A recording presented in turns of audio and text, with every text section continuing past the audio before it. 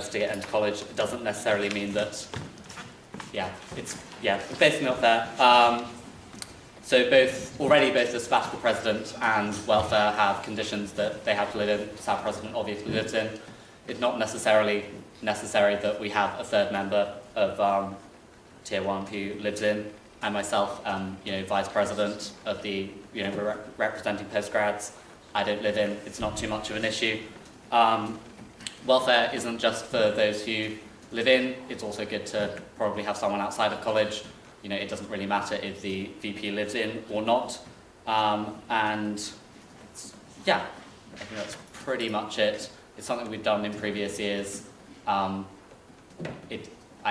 think it's a bit silly to demand that someone lives in because of, as I said, financial issues and issues not everyone can necessarily live in. That wasn't put particularly eloquently, but I'll... Thank you. Right. Okay, Joe? Thank you. Yeah, so for those of you who don't know, I was Vice President 3 years ago and Treasurer before that.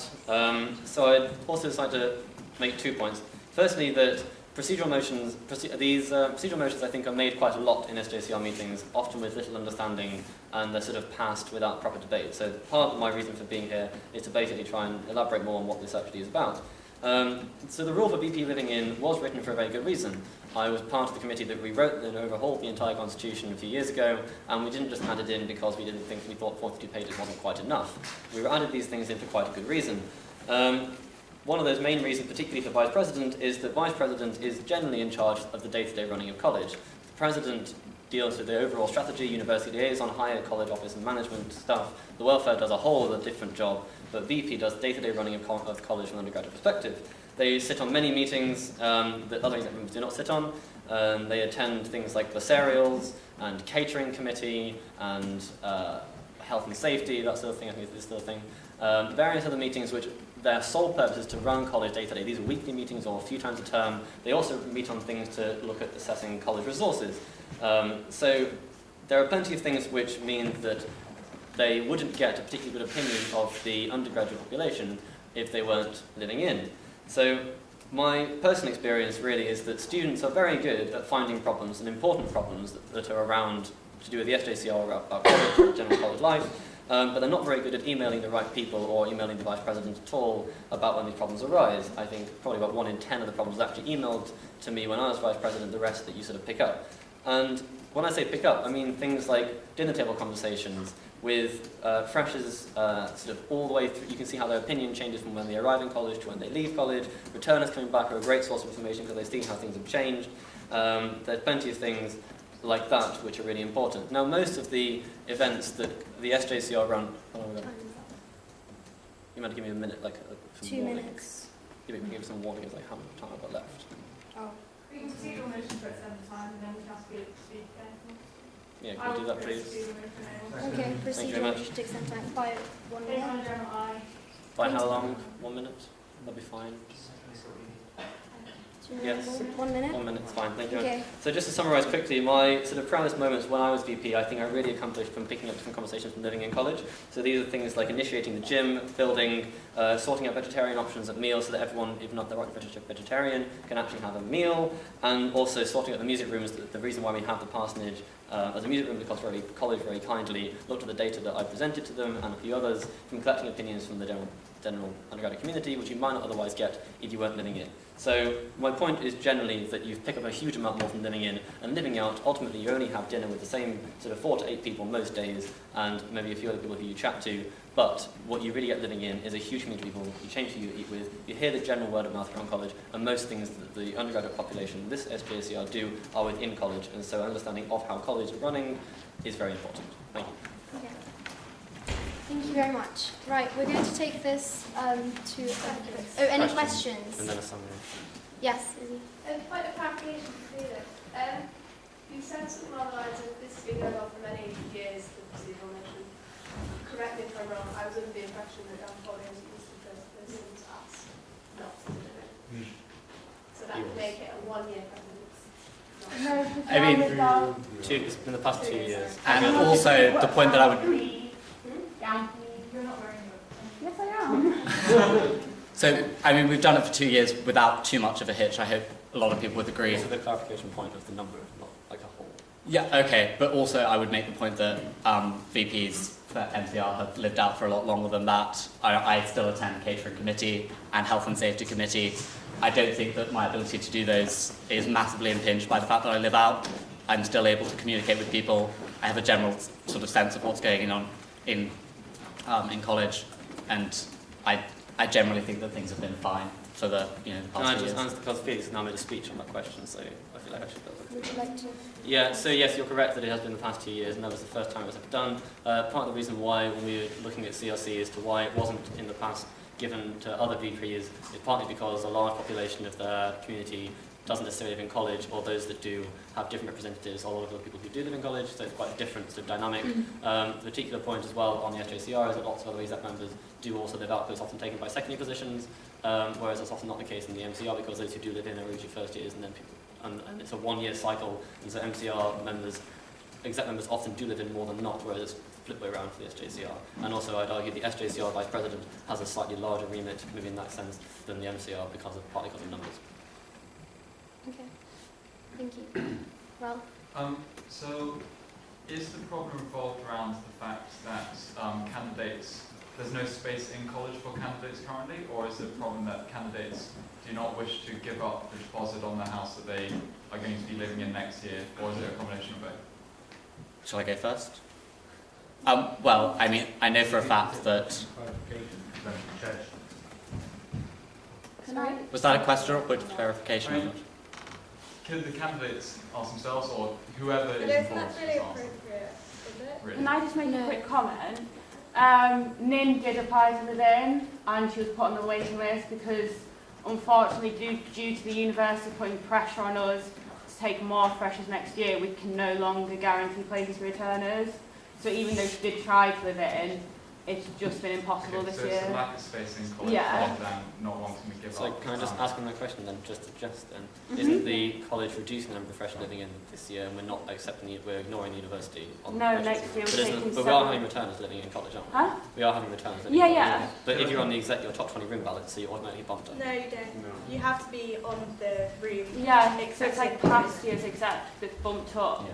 But because we've already set kind of like the ballot, No. and Nin's on the like at the bottom Yeah, of the yeah, waiting It list. would be unfairly biased against... Sorry, could I just Okay. follow up my question? Would it be possible to ask college next year, so assuming we sort this out now, next year would it be possible to ask college to reserve, say, 5 places maximum for potential candidates for welfare and VP, so they hold them back from the reserved spaces, and then only give out the spaces once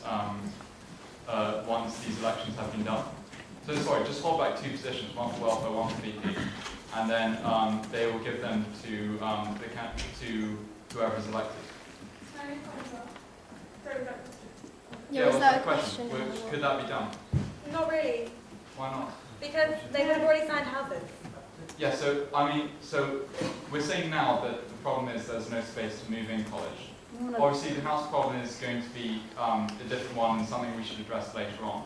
But would it be possible to ask college to reserve places just so we don't have an absolute deadlock on this? We could ask Theoretically. where the college would do it. I don't think No. anyone in this room could give Okay. you an answer. Would it be possible for you to ask and then get back to us in the next meeting? You can also clarify that college have been sympathetic to similar things in the past, though. They have. So Yeah, like that I said, it's I not, can yeah, like obviously you happily can't say ask. yes or no, but they have been sympathetic in the past. I to mean, such yeah, it things. obviously doesn't resolve the problem right now, but No. it would possibly resolve it or I make can, it yeah, easier. it's something in I the can future. talk to college Yeah. about, yes, definitely. Yeah, you wanted to Can I comment add on something? Yes, please. Well, the space is not the only issue. Another issue which Felix raised is that because how expensive to live in, that kind of limits chances for people who can't Yeah. afford it, which is a big issue because that makes the decision right really, really elitist. Mm. That's why we're not trying to enforce that for the Okay. candidates.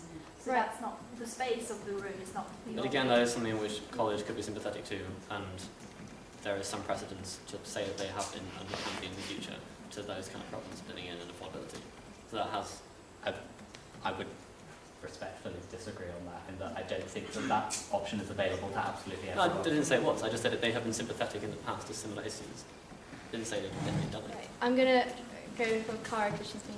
Do you think that there's been a substantial difference in the outcomes of the role of VP in the last 2 years comparative to the 2 years before that when they lived within the last 4 years?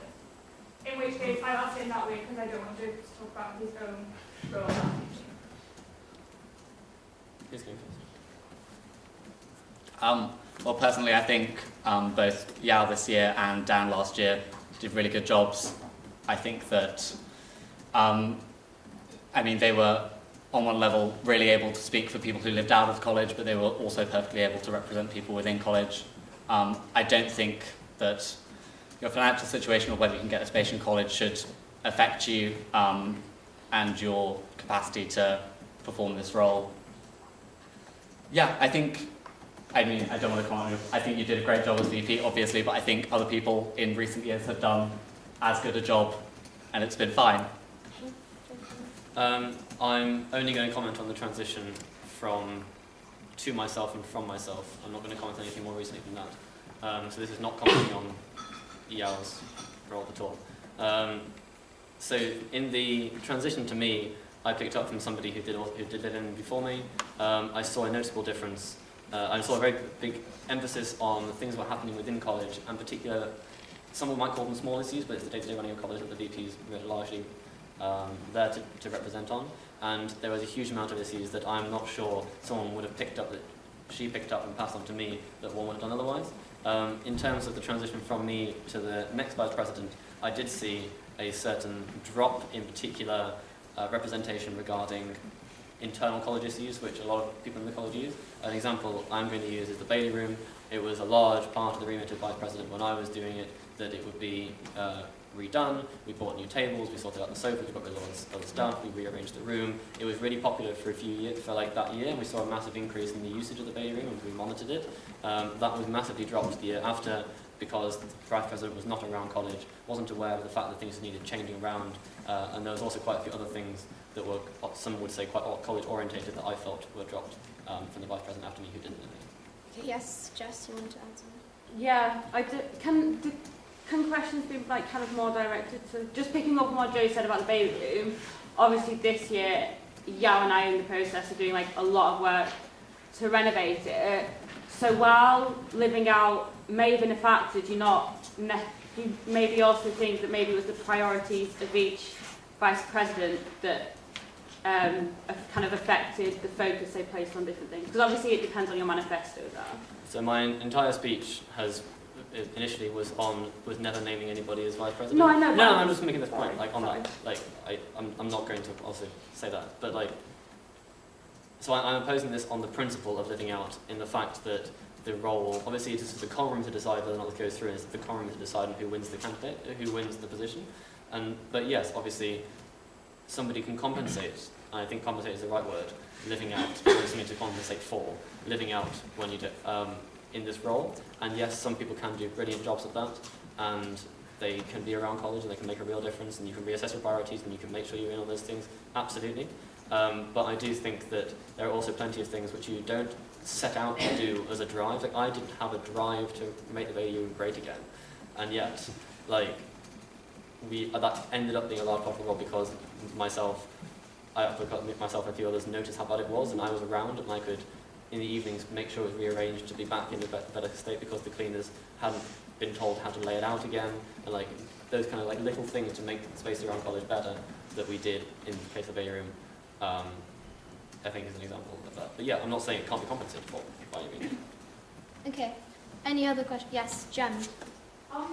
Surely with our both our chapter objectives in the SJCR and what we drive for, the point of this is that, and we certainly executive elections, is that it is a democracy, and if we're fighting here or arguing here for something that is implementing that certain people can't run, simply whether because they live in or out, which could be due to financial and multiple issues, then we are preventing democracy, when surely it should not be about whether people live out or live in, or at the end of the day it should be about how integrated they are and how much they care about college, and not whether they live out or live in, because that is a factor that often people can't control themselves, and that shouldn't be fair. Who's answering? Is that? Yeah, I mean, Joe. That was kind of more of a point, yeah. Yeah, I think absolutely right. But however, there are plenty of other positions in which there are prerequisite conditions for. For instance, our officer has to be in the student support team.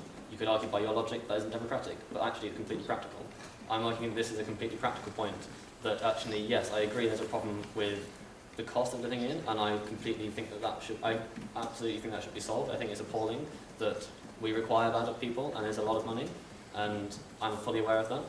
And I think that should be a massive point to be fixed in the future. But I do also think that there is a precedent, a point to be made on the principle of living in, given the conditions we already have. I mean, yeah, I absolutely agree. It sort of boils down to an issue of inclusivity for me. I think that if we want to be as welcoming, as open a common room as possible, you need to let people from all backgrounds, regardless of whether they can afford to live in, regardless of whether even they want to live in, go for these kinds of roles. You mentioned prerequisites for things like welfare teams. Those are issues of experience. I don't think that this is an issue of experience. I think that this is an issue more to do with people's personal choice and financial capability. Good. Okay, any more questions? Andrew? Is this, we've talked about inclusivity and financial, how to word it, I'll change my sentence. One of the arguments is that some people might want to go for VP but can't afford to live it. Is that not something that the members fund can help? And I don't know who that question's for. Probably, so both of you, do you think that that's something that the members fund can help? We've heard that college, perhaps in the past, has helped. Can the members fund also? I mean, honestly, I have to say I don't really know the exact details of how much the members fund is. I mean, what we can sort of justify spending that on. But I would say generally as a point, people should be able to be free to make the choice to live out of college just because that's the right thing to do, I think. I'm not saying that I think that living out of college is the right thing to do, so, but I mean, people should have the right to choose whichever option they want. Yeah.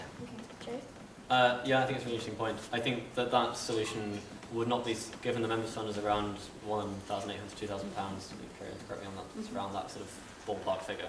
The fund could not absorb probably the entire cost of it, but I do think it could be a contributing factor. College are very, in my experience, receptive when the SJCR says, well, we'll match you half for half with the funding of something. So if we said we have some money, we have a large reserves, or we have a members fund, or whatever it is, that we can put forwards to funding this position either this year or in the future, would you help us arrange that? That's, in my experience, something the college has been very positive for, but I think it has to be a joint effort. Okay, we'll have one more question. So, okay, Cara. Okay, so there's been a lot of discussion about money and about ways we can still do the role of living in. But obviously, the Constitution is not something we should take lightly. And I, for one, absolutely am passionate about that document in a way that some people might argue is too much. But I believe that there were over 20 hours in the change of the Constitution when I was a second year. And before that, the Constitution was written again. Every single word in that document is written for a reason. And to create procedural motion to remove that is not only is disrespecting the people who wrote it. And so what I want you to answer is why you think that this particular aspect of the role is therefore now unimportant and void, because I think that this is a huge important part of DP, and if it wasn't, it wouldn't have been written in. There are many other prerequisites to roles that are written and that we take because they're hugely important. And so I want you to understand why, aside from money issues, which we talked about, and we have essentially suggested that college and the members should help, why you think the VP would still be successful in doing that role entirely, not referencing any other candidates, any other previous VPs, because I think that's inappropriate, but why you think they can still do that role entirely when it's been written in the document. Joe? I don't know who's that. I think it's up to you. Okay, we'll just start with Joe. Okay, well, obviously I completely agree that the Constitution, as I said, I sat on the committee for, I'm not sure how many hours, 20 hours apparently. I think there's actually more than that if you looked at the number of hours we sat in one sitting. Yes, every single word and every single concept, every single comma was laboured on, I know, it's been a long time. And yeah, these things were very, very carefully considered. And as I said in response to some of Felix's points, that yes, that was also particularly considered when looking at the differences in prerequisites for the different roles, the different vice presidents, and looking at the job descriptions of those different roles. And as I've said, I think the job description is so different to that of president and welfare that actually it's another position that we decided was so worth living in. On that point though, however, also procedural motions to change these are there also for a reason. So I'm saying it's very much obviously up to you as to whether or not this is allowed. But yes, obviously there was an initial reason taken by a group of people and laboured over as to why we did this. Okay. Yeah. I mean, yeah, I would agree that, again, it's up to the people here now. It's something that we've done for the past 2 years. I don't think it's been too disastrous, to be quite frank. Oh, wait, I had another point. Yes, you can Sorry. make. I completely agree with you that the constitution is important, but like as we've seen this year, sometimes it does need to be amended just to kind of fit the needs of the exec and kind of the running of SJCR better. Like Kira and I at the beginning of the year felt it necessary to kind of change the amount of spend, Answering a question. and while they're quite different things, it just shows that, She's answering a question. well, Are you Find answering out why you're questions? answering a question. sorry, I thought I could comment.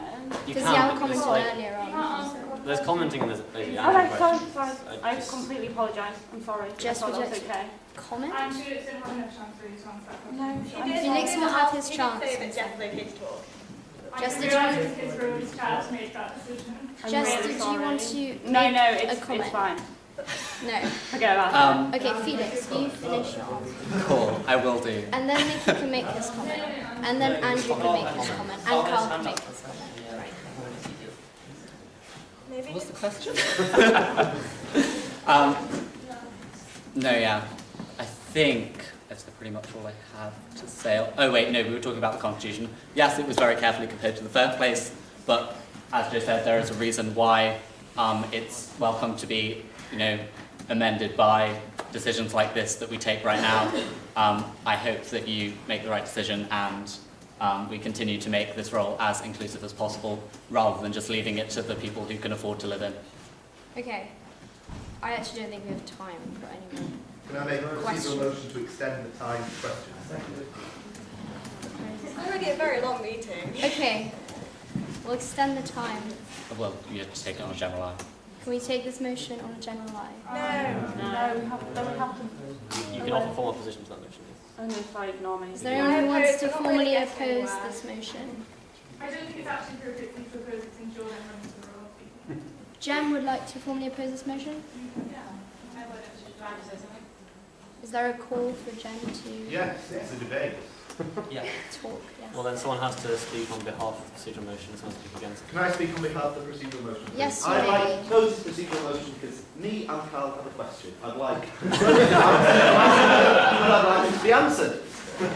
Jem. I'm willing to, it's like, am I allowed to say I'm willing for Carl and Andrew to speak, but I don't think it should be continued further than that. I feel like at the end of the day it should be a vote and I feel like people have said more than enough and Okay. yeah, Can we you bring this decide to a to- vote? Those in favour, please leave the room. Or can we agree that this Can they is oppose the just... motion? yeah, right. So there's Right, no okay. opposition to the motion as long as it's 2 questions. and- Okay, great. We'll continue. Right. 2 questions. Andrew. I also sat on this committee and I listened to the recordings of the meeting when we discussed the election regulations, and we spent many, many happy minutes talking about the one sentence of the prerequisite that the VP should live in. It was deliberated over for a long time, just one sentence, but we then thought it best that it were to stick, as in the old JCR constitution, that the VP should live in. Why then, seems though last year and this year, do you think nobody has made a substantive motion in an SJCR meeting to change the wording of that prerequisite? Okay, Felix. Because generally these motions have gone slightly smoother in previous years. It's generally I think the issue would be that committee of chairs, it was relatively small, the Constitutional Reform Committee. I mean, it was a large committee. There are more people here right now. These people should have this final say rather than what you put in the Constitution initially. Joe. Sorry. So firstly on that point, that's why we had a referendum. But anyway, that's why we vote on things. I mean, one person ought to write motions, people vote on them. So it was voted on. I think the crux of the point is why it has not been changed. I would hope it's not been changed because enough people think that it is something that's worth keeping and keep debating in the future. And keep debating in the future. There have been previous oppositions to this motion for people to live in, into different formats. So I think that there has been enough. I think people have probably done it because they realise that it is actually, I hope, such an important position that it should be debated every time somebody does want to live out. But otherwise, I refer to the previous answer to the question. Can I come back to that? What did you... Is this another question? Because if so, it has to go No, to it was Carl. just a point of clarification Okay, for the point answer. of clarification. That over 50% of the common room voted in favour of that referendum are now the senior returning officer, which outnumbers this meeting. That's it. Thank you. Factual point. Carl. Okay, so mine is more of a point than a question, but could it not be argued that it's not so much the fact that the VP lives in, but the personality of the individual running for VP, in that if you are living in but you don't speak to anybody at meal times, you go sit in the corner on your own, you're therefore less likely to be as involved or hear as many things that are going on. And just because you're living in college does not necessarily mean that you interact with anybody any more than somebody living out would. I could say, like most definitely in previous years, there has been a vast difference between the amount of interaction between members of the exec living in and members of the exec that live out. Would you say that it would be just as likely that somebody living out could interact just as much as somebody living in, should they choose to? So that's a question. Okay. Joe. I think it's a really good point. As I've said previously, obviously it does, as I said to Jess's point, you can have somebody who massively compensates for the fact that they're living out and do a fantastic job, and you can equally have somebody who doesn't do anything living in and almost... But however, I think that to live in and do nothing is actually almost... It's quite a talent. I think that having lived in college for many years now, I think that even though I've always served to sit with people at dinner time and always sat by myself, I think the number of times people... Like, I couldn't possibly count the number of times that I was wandering around college and someone stopped me and made a point, or someone tapped me on the shoulder at dinner, no matter who I was sitting with, and just said, oh, this is the problem. Or even just the things you notice, like you walk into the baby room and there's a mess. You realise that in your first year you could have vegetarian meat options, but you can't anymore. Like little things like that you just pick up. And I would hope that anyone running for that position is generally not so reclusive as to be like that, and I'd hope also that if the common room realises that they are quite so talented to live in college and not pick up anything like that, which I really do think is honestly a talent, then I'd hope they wouldn't get elected to the position. Okay. I mean, can I ask the question? I think it's perfectly possible that you could have a terrible VP who lived in. I think it's perfectly possible that you could have an amazing VP who lived out. The point is, it doesn't make enough of a difference for us to be excluding people who otherwise should be able to take part in elections. Okay, thank you. Right, we're going to take it to a vote, so can the opposer and the proposer please go outside? Do we have closing statement? Yeah. Do we need some to do something? I think we do summary. Okay, No, very short one. Yeah, I was going to say, I think we should do a very short summary. sorry, the proposer and opposer will Yeah, provide a very yeah, short yeah. summary. We're going to go to, once again, outside. Oh, yes. Well, we're summarising first. But you can go Yeah, I think we're doing summaries Right, first. Felix. summary. Just to be very, very short and not waste any more of your time, I think Guys, be quiet. on a practical point, the real issue here is that two of the people who are currently running for vice president wouldn't be able to stand if we don't remove this prerequisite. I think that that's unfair. I think that people should be able to make the choice to live out and that they should still be able to go for vice president, because I think that you can do a great job of vice president if you live out. I don't think it makes enough of a difference for us to be excluding people and being, just unnecessarily exclusive, and yeah, I'll leave it at that. Thank you. Thank you, Joe. To summarise, I think there are enough things that go on around in college that you can pick up that are so important to your role in the day-to-day running of this common room for the undergraduate community, a large percentage of whom do live in college, that it is worth something to consider in this vote. And I think that Andrew actually picked on a really important and quite salient point, which is the fact that this hasn't been changed for the past 2 years when we've actually passed a procedural motion to allow it, and that means that clearly enough people in this common room do actually think that it's worthwhile keeping in and debating this issue. Yeah, I'll do that as well. Okay, thank you. Right, can you both go outside and we'll take this to a vote? Do you want me to have a count? Yes, Count please. it. And Kieran, can you help me count up? Can the seconders leave as well as the procedural motion? Sorry? Can the seconders of the proposition and opposition to the procedural motion also leave? Yes. Can the seconders please leave as well? The procedural and motion and the opposition. Dan's fucking second them. Okay. Who wait? Oh, did Dan second the opposition? Yeah, he's a bad Dan boy. second. I can still vote if I'm counting, right? No. No? No. Oh. Can I not count then? Does there need to be two people? George will count. Okay. Should it not be your returning officer that counts?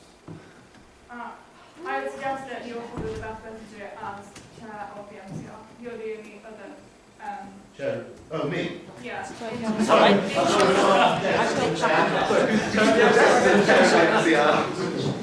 I could be if you wanted me to be. Oh, yeah, we'll swap. Cool. Nice. That's easy. Right, okay. Those in favour of amending the condition, the prerequisite. Those in favour of them being allowed to live out. Okay?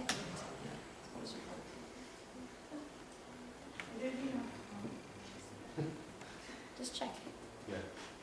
How many did you get? Well, I think it's an overwhelming majority. But I think Let's it's just... I think Those in favour of opposing. Okay, 1, 2, 3, 4, 5. Okay, great. So, any abstentions? Okay, great. So we will amend the prerequisite constitution. Yeah, can you get them?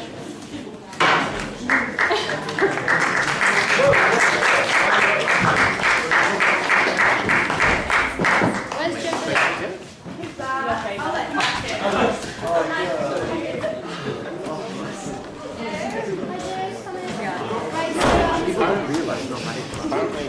The SJCR has voted to amend the prerequisites set by the Constitution.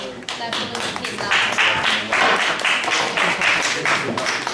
Now, on to the election. Finally. Okay, so can I please invite all 3 candidates running for VP? Okay, in order. Yes, in final order. So can I invite the first candidate? You have. Great. Sorry, can I have one clarification, Chair? Can we have just a running order of all the hustings? They're just up there. Look. They're up there. Apologies. Great. I can't see it. Okay, Andrew. No, leave it. No? Fine, yeah. Nikki? No? No? You sure? Yes. No, that's what I was going to say. Okay. The agenda's changed and we've not. Okay. Great. So, Nin, you have 5 minutes. Yeah. And after once you have 1 minute left, I will The agenda and changed let you know. because it's not in the order. Yeah, it was my fault. I just thought it was going to be the same way as the pres elections, but we just do a quick procedural motion to change it.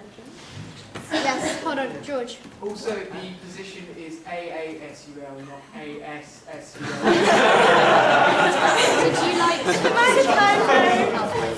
George, could you call that for me, please? Thank you. Anything else before we start? No? Okay. Brilliant. Right, so Nin, you've got 5 minutes, and after 1 minute I will let you know, right? When you're ready.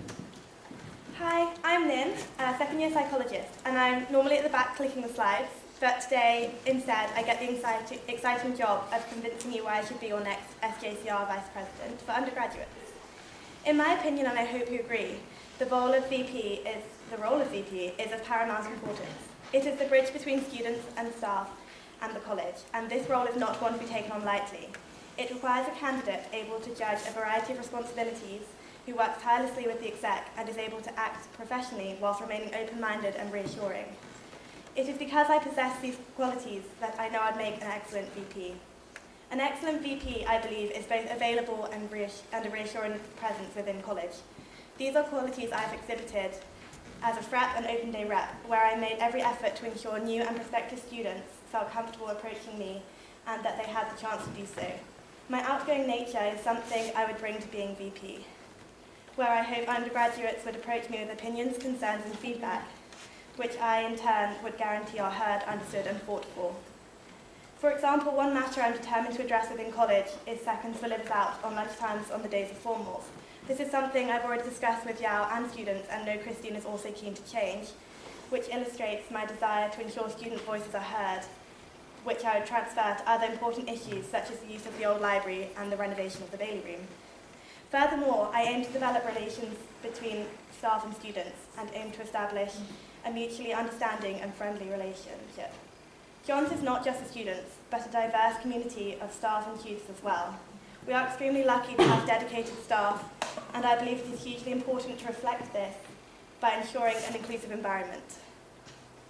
As VP, I will endeavour to increase the number of events where staff and students bond.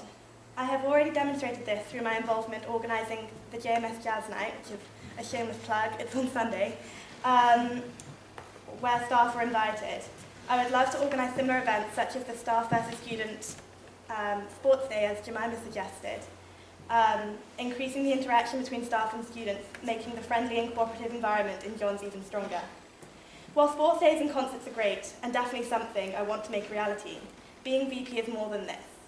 The VP is responsible for ensuring college life runs smoothly, day in, day out. This is no easy feat. In fact, it is probably one of the most difficult tasks one might face if elected as Vice President. However, this is a challenge I look forward to embracing, should I be elected. My ability to balance a plethora of responsibilities has been reflected in my time at Johns through the sheer magnitude of commitments I have within college. Whether it's playing 4 sports, singing in choir, being a duck rep, being vice chair, and even occasionally doing my degree, I am confident that I perform in each of these to the best of my ability, and look forward to demonstrating my time management and perseverance if elected. But in addition to this, it is not just perseverance, but exceptional teamwork, which helps us overcome difficulties. From past experiences in many committees, such as JMS, Chairs Common Fashion Show, to name a few, I am confident in my ability to work well within a team. I am a strong believer that a problem shared is a problem halved, and would not be afraid to ask for help when needed, but also would be willing to help others should they need help.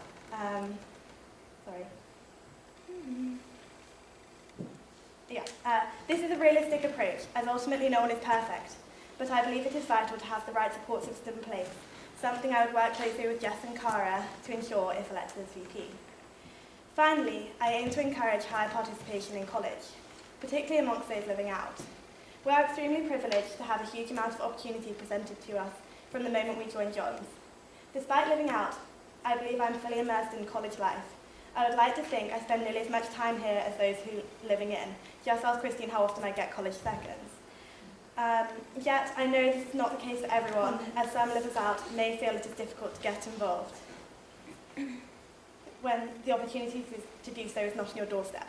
For this reason, I aim to work closely with the Livers Out rep, ensuring all undergraduates in and out are fully informed and encouraged to take advantage of the exceptional opportunities Johns provides us. So to conclude, I am confident that I will make an excellent VP, and I hope I have illustrated my eligibility in the past 5 minutes. On a closing note, if you remember anything, please note that as VP, I would work tirelessly to ensure every single undergraduate has the best experiences here at Johns, ensuring that college continues to grow and function effectively, and supporting all those who are part of it. So thanks for listening.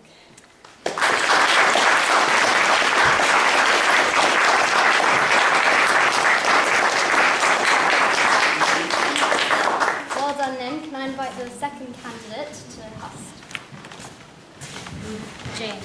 Hello. Right, when you're ready. Oh, did you just start one on Crystal? Yeah, that's that one.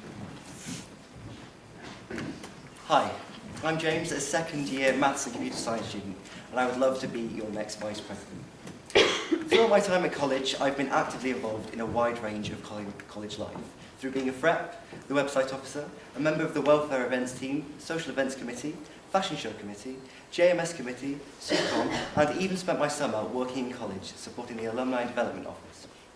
Outside of college, I'm a member of the Purple Radio Exec. I'm currently a representative for and sit on the committee of an educational charity. Much of what the Vice President's role involves is behind the scenes. As Vice President, I would have 3 aims. These are working to communicate effectively with all students, increasing awareness of the work of the SJCR, and ensuring that the undergraduate voice is well represented. My first aim focuses on something I heard over and over again when asking people about the role of Vice President: communication. The Vice President, I believe, is there to represent the views of the undergraduate community to college and the Exec to ensure that they best serve the students of Johns. It is therefore important for the Vice President to be someone who is approachable and will take an interest in what you have to say. Not only that, but they should be available to you whenever, so that you can reach them easily however you wish. Whether that be over a meal, around college, or online by emails or Facebook. I believe that it's the small conversations that can really make big differences. I want to work hard to shape the St. John's experience for all students. Johns is incredibly lucky to have so many different activities to get stuck into, right from when you first come to Durham. And I believe that this sometimes, well, when you live out, can make you feel a bit out of the loop. To address this, I want to work with the Livers Out rep. And I'm also really keen on introducing regular surveys and highlighting existing feedback channels to provide another way of bringing forward any and all issues, whether they be executive or even college matters, to gauge opinions and ensure that I am representing all students. I think that we are incredibly lucky to have such a diverse team of dedicated staff members here at Johns, and I want to continue to strengthen the good professional relationship I have with them by working to promote and encourage events such as Bigger Picture Forums, which started earlier this term. This relationship is extremely important to ensure your feedback is heard and understood in order to make your Johns experience the best it can be. My second aim is to increase awareness of the work the SJCR does. Besides this week entries, there isn't a great deal of awareness as to what the Exec are working on a day-to-day basis. To address this, I want to encourage more communication between the Exec and student body in an effort to ensure that we are representing your opinions and addressing the matters that really concern you. Particularly, I want to work closely with the Exec and the Comms Officer to make sure you know what we are up to and what this means for you. As most of you well know, Johns has 3 common rooms, the MCR, CCR and SJCR, which encompasses the first 2 alongside the undergraduate community. Each of these has a Vice President, and I want to work closely with them to allow better communication and integration across the common rooms to see more members of the MCR and CCR events. This in turn could include more joint common room initiatives and will spread a greater understanding of what the SJCR is all about. Part of the role involves working efficiently with the Exec, ensure that they have an effective support system in place if needed, and help to take on their workload if necessary. I've had experience working in successful teams, such as the Purple Radio Exec, and on events such as the fashion show, so I know how important it will be to address these problems as soon as they arrive, and ensure the team continues with the smooth running of the common room. My third aim is to ensure that the undergraduate voice is well represented. This is a really exciting time for our college. Our new gym is nearly with us, and we've got a library across the road that is slowly taking shape. I think this is the stage where we can begin to feed into these projects, really, and knowing your opinions is incredibly important at this time. I've already heard about ideas for the new library, what to do with the old library, and what you'd like to see in the gym when it's finished. The SJCR has the charitable aim of education, and I want to be able to work with the trustees to make sure we are delivering on that. Working with Cara on initiatives such as language classes and creating an academic journal, in order to give everyone the best undergraduate experience that they can have during their time here. I want to ensure your voice is heard, even at a trustee level. Being a trustee is a huge responsibility. It involves the legal running of a charity, ensuring it is run transparently, and importantly, in everyone's interests. Essentially, I aim to effectively communicate with students, increase awareness of the work the SJCR does, and ensure the undergraduate voice is well represented.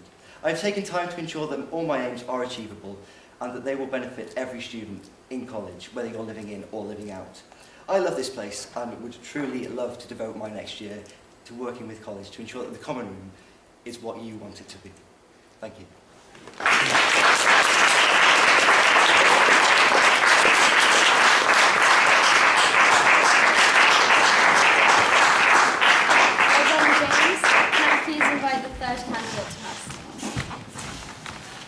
When you're ready. Good evening, everyone. My name's Richard. You might remember me from before. During my time in Johns, I have loved being involved in the SJCR, being an open day rep, helping with Freshers Week, acting with the Bailey Theatre Company, helping to restart Johns Art Society, and of course being the chair of the SJCR, which has given me so many opportunities to contribute to Johns and something I have thoroughly enjoyed.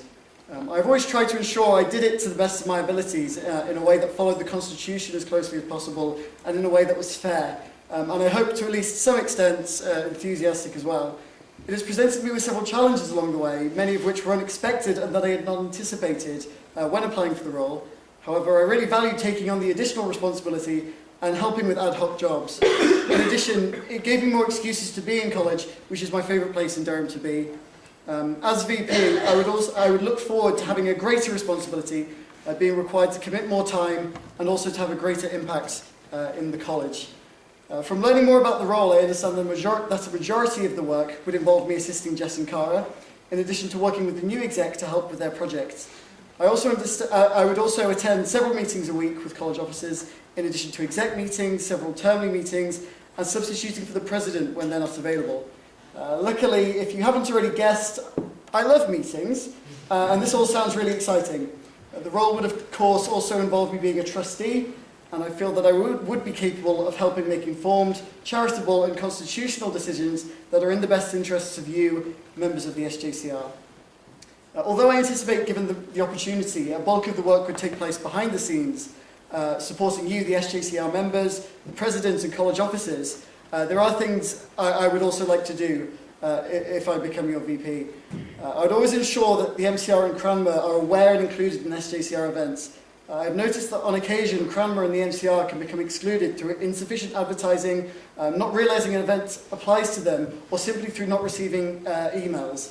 This may seem like a small issue, but when it ultimately leads to an implicit exclusion of SJCR members, it is an issue, and I think it requires a sustained effort to fix, and this is something I would like to work to do.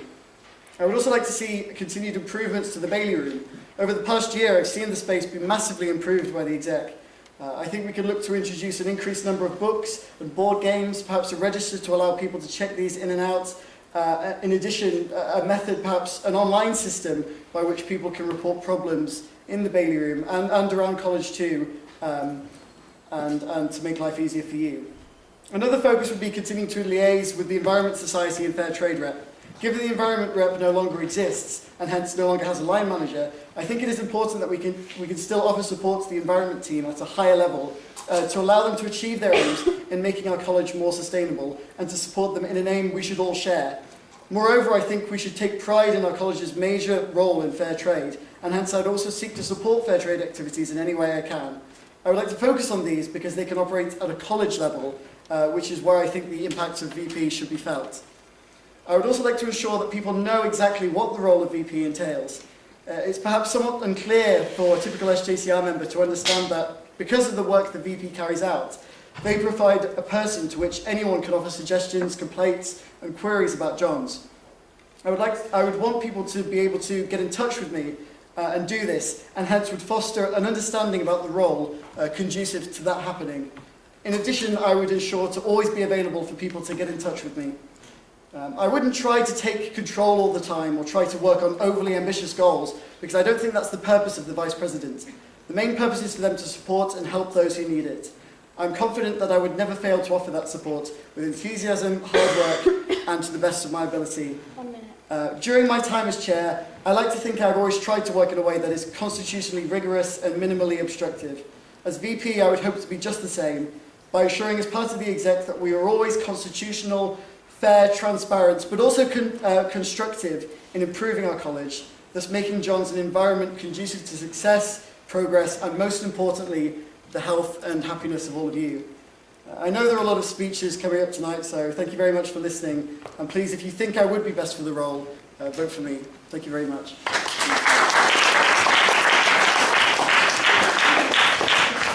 Great, well done. Can I invite all three candidates to come up and answer questions?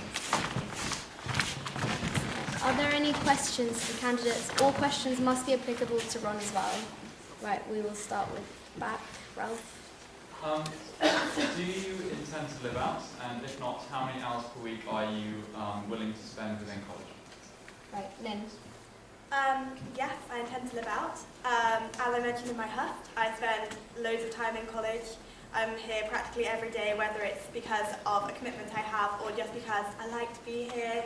I like to come in and see people who live in college, whether they're freshers or returners, because I do feel that I'm really integrated into college life. So to answer your question, I couldn't really quantify, but I'm here a lot. Okay, Richard? Yeah, I will also be living out next year.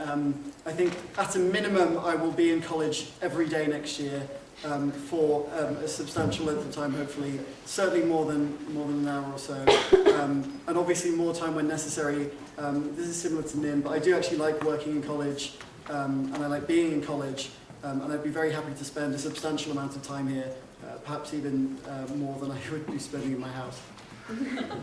James? I'm sort of the exception here because I will be living in next year. But that doesn't mean I will be locking myself away in my room or anything like that. I will be everywhere as I normally am. You often see me running around places trying to do stuff with people. But yeah, I will be living next year. Great. Andrew?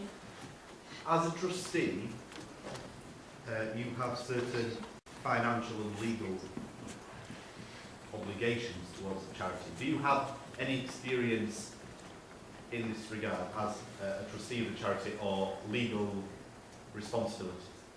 We'll start with Richard. No, as far as I can think, I've never been the trustee of a charity. And no, I don't think of anything. I've ever had a role that had the same sort of legal responsibilities. So obviously, I can't talk from that angle. But what I would say is that, in the same regard that I treat being chair, which is to be as constitutionally rigorous as possible. Of course, I do often need to refer to the Constitution and ask for help. I think that's important so that I can be that way. I think that would be reflected and amplified in my role as Vice President, and try to follow the same suit doing that. Yeah. Great. James? I'm actually lucky enough that I do sit on a board for a charity, quite a big charity in the UK, and it's one of the most rewarding experiences that I've ever done, to be honest. And yeah, to answer your question, and I just love to be able to do this place as well, to be honest, because this is somewhere I care about a lot. I don't know if you see that through all the different things I've tried to get involved in to try and make a difference. And yeah, I just want to be able to make a difference in places which I care about the most, and that's this place, to me. Nin?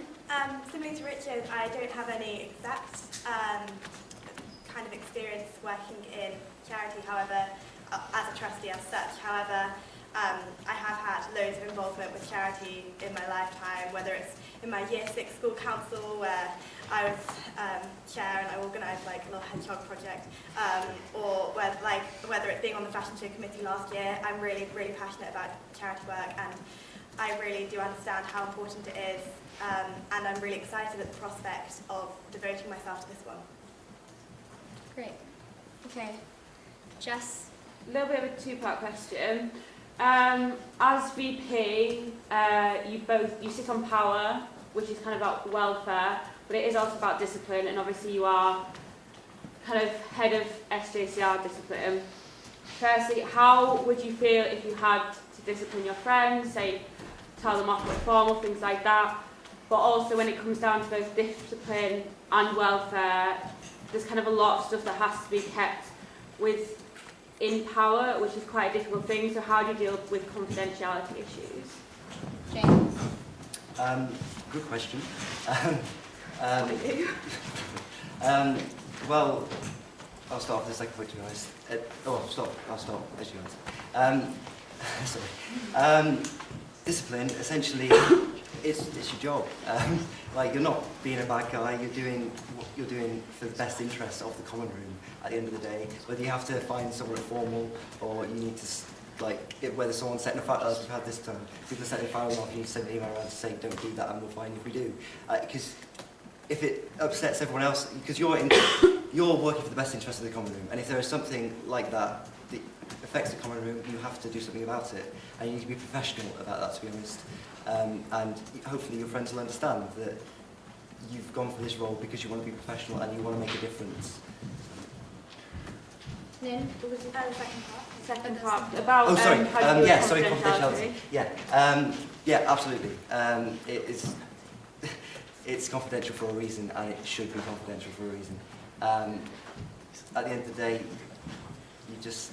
you need to be professional. It's your job. You've gone for that job for a reason, and if you can't do it, then why would you have gone for it in the first place? It's part of the job at the end of the day. Nin? So yeah, in terms of disciplining, I think it would be a difficult part of the job. No one wants to be telling anyone off, essentially. But I also think that it's one that is important and does need to be taken seriously by the VP. I think with this, it's really important that when disciplining someone, you don't just jump to conclusions. You kind of sit them down and have a detailed talk with them and try and understand the situation completely before then working with that person to try and come to a solution. Because I think that's much better than just kind of sitting someone down and saying, don't do it again. I think it's much better to work together and move forward. So I think hopefully, because I would aim to take this more understanding approach, it would be appropriate to use with my friends as well, because hopefully they would understand that that is my job and that I was being reasonable, so hopefully they would respond reasonably as well and the best outcome could be reached from that situation. In terms of confidentiality, I'm really, really passionate about this. I think it's really important. It's something I've demonstrated as a Fret, being able to kind of listen to people and then know who was the right person to pass it on to and then who wasn't. And I think that it's a big deal, but it's one that you take on with the role and something you expect to have to deal with. So with regards to fining people or disciplining people, I don't think there's an overarching rule that I could give you right now. It's this sort of a case-by-case thing. I think you treat each case with discretion and use your best judgment.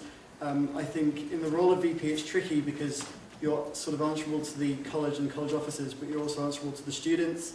So I think every situation should be taken, you should be diplomatic in every situation. You shouldn't immediately blame either one party or the other.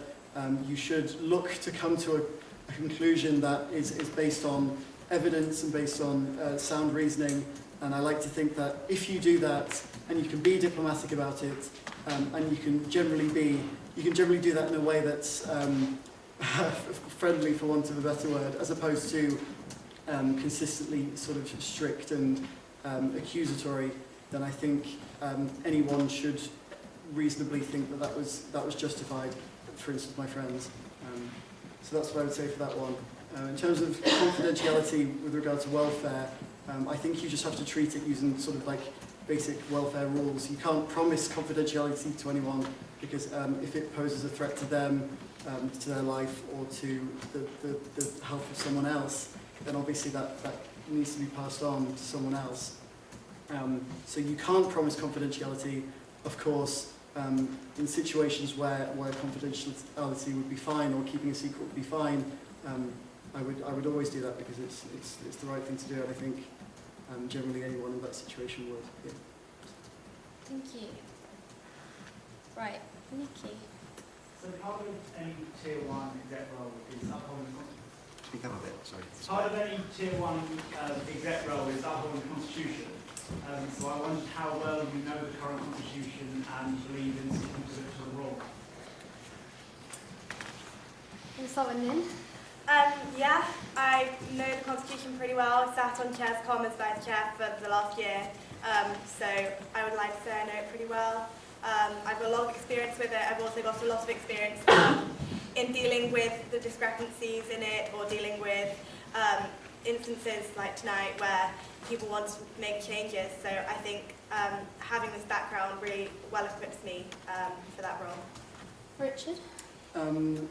I like to think I know the Constitution better than, say, the average SJCR member, given I've been chair for almost a year. But I'm not going to say that I necessarily know information in the Constitution off by heart or could quote something to you. I like to think, which I think is more important, that given access to the Constitution, I would be able to make a reasonable judgment for a given question, and generally do that with some higher degree of efficiency than, say, the average SJCR member who's maybe never been presented with the Constitution before. Okay, James. So when I was obviously thinking about taking on this role, I was aware that part of the role is being a trustee, and the trustees are the main interpreters of the Constitution. So me and the Constitution had a little date across the past 3 weeks, to be honest, getting to know every little aspect of it. And I found it quite enlightening, I'll be honest. I've had a conversation with people about aspects of it. And I find it really interesting to learn about it. And I would say that I know it fairly well now after. Good. Thank you. Right, Yao. So you all mentioned about communication and liaison between staff and students. However, there's more to it rather than just making both parties happy. There are decisions to be made and steps to be taken. And in terms of fundamental difficulties and like irresolvable problems and conflict of interest, let's say, between staff and student, what would you actually do to solve that problem, rather than just making them both happy but not like actually solving anything? Richard. So I think it's probably similar to discipline. I think often you have to treat things on a case-by-case basis. You have to look at the facts, and generally you have to just try and come to a conclusion that you can justify based on facts and evidence and reason, as opposed to emotion or any vested interest. And I would like to think that's what I would always do.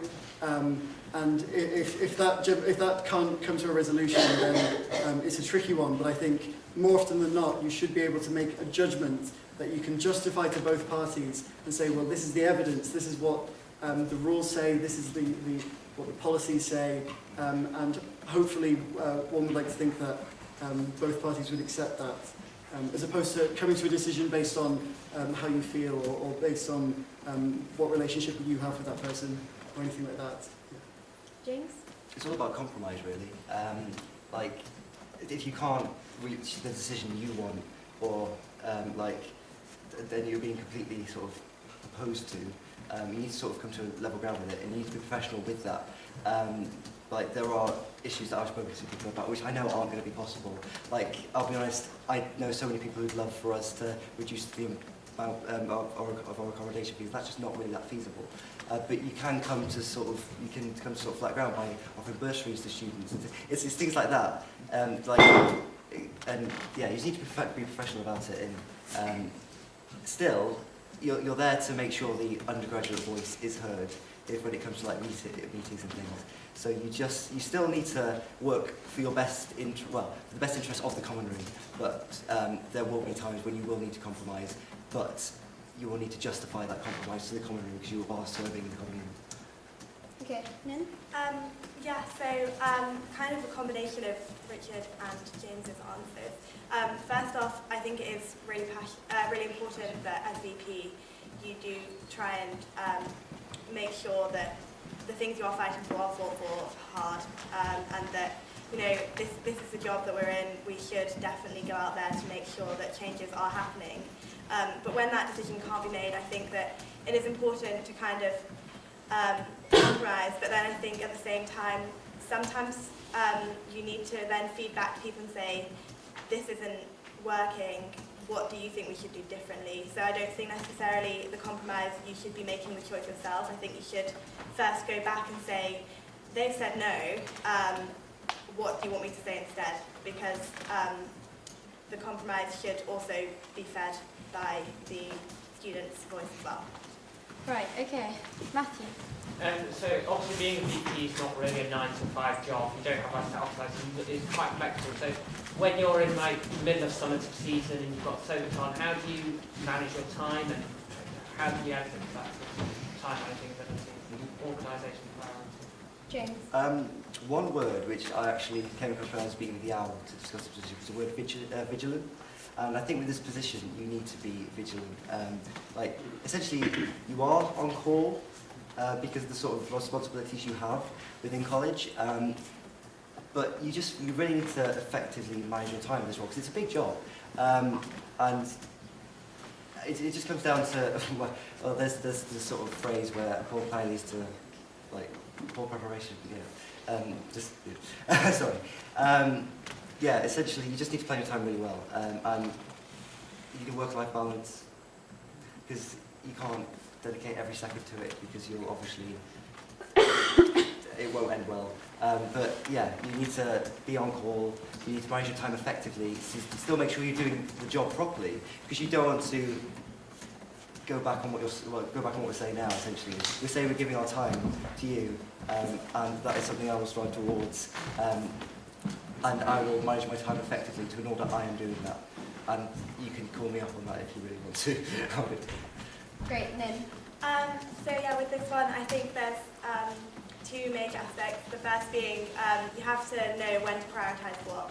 I think there are always going to be things which are more important, and as VP, you have to know which of these you need to deal with first, because you're going to have a huge list of things that you need to deal with. So the ability to decide what needs to come next is really important, something I think I'm able to do. I do psychology, there's a lot of summatives involved, and I'm also involved with a lot of other things, so I've shown my ability to juggle this. But also, I think it's really important to kind of illustrate the fact that it wouldn't always be working for me. I really enjoy this kind of thing. I'm really passionate about the SJCR, and I wouldn't find it a chore. So I think that these long hours wouldn't really be an issue, because it's something I'd enjoy doing. So hopefully it wouldn't be too strenuous.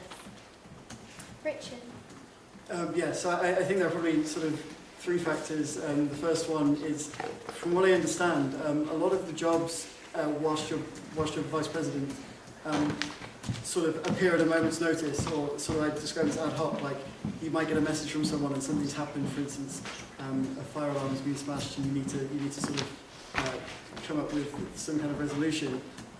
So I think it is a case of being able to determine what takes priority, what is more important, what takes precedence. And in a lot of instances, that might be vice presidential work over academic work. Of course, on the whole, one would imagine that everyone's here to kind of do a degree as the main priority. So it's definitely about compromising between the two. But I think in every instance, it's possible to say, actually, this does take priority. And I think in a lot of instances, that will be vice presidential work. And I'm willing to prioritise that. The other two things, I think, are forward thinking and efficiency. I.e., when there is a job to do, you do it when you have an available opportunity. You don't leave things for a while. You don't leave work, whether that be academic or vice presidential or anything else. And in terms of forward thinking, you don't just deal with every task as it comes. You do have, to some extent, you are looking to the future and planning ahead. And I think a combination of those three things means you wouldn't go too far wrong in terms of organising and planning. Okay, good. Oh, hello. Okay, let's go with Cara. Okay, 2 points for my question. The first point is, I'm sure the only reason you've run is because we get to work closely together, but can you explain to me how our roles will work together, and what is different about them, or how you do that, because I don't think it's necessarily set in stone. And the second point of the question is, what do you think you find most difficult about working with me? That's a tough question. Can I get start? No. Yes, Nin. Yeah. So the first question was about the role of VP. So for me, particularly, VP is about kind of, on a day-to-day basis, working in college, making sure everything runs smoothly so that you're not having to deal with it, because then you are able to focus on bigger and, not more important, but things that require a significant amount of your time, like bigger projects like community outreach or relations with the university. So I think one of my main roles would be to make sure everything runs smoothly in college. Another one is to help line manage the officers, so making sure that everything's running smoothly for them, which isn't a lot of work on a day-to-day basis, but it will add up, so, and I think that's a nice pressure to take off you. In regards to your second question, it's really hard, I think that one thing we're quite different about is kind of, I'm trying to think now, give me a second.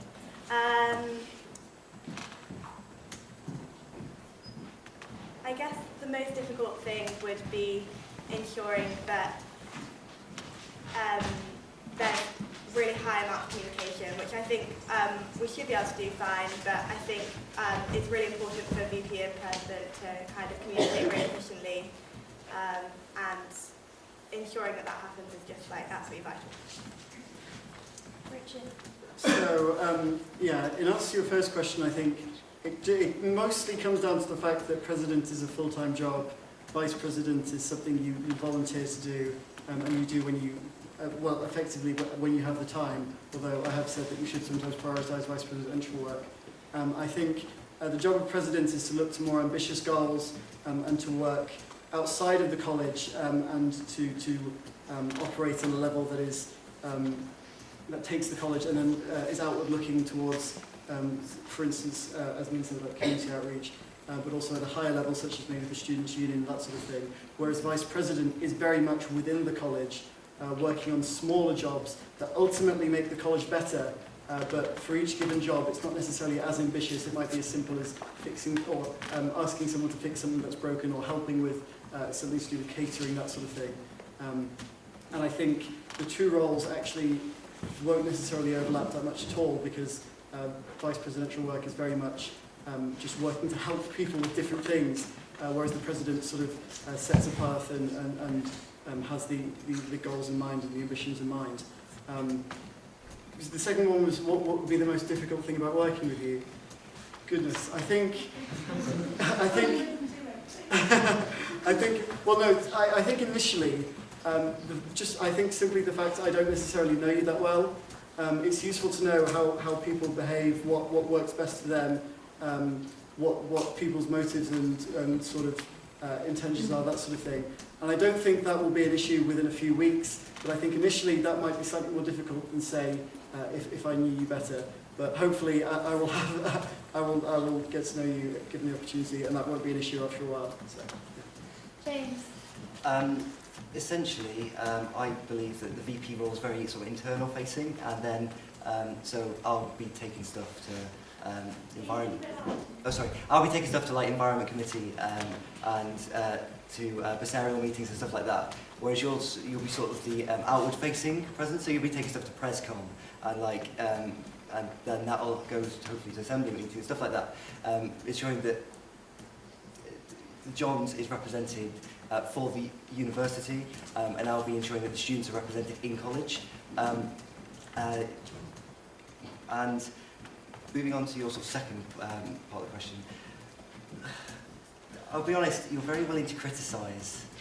And but I think I'll be very, it's a good thing, because at the end of the day,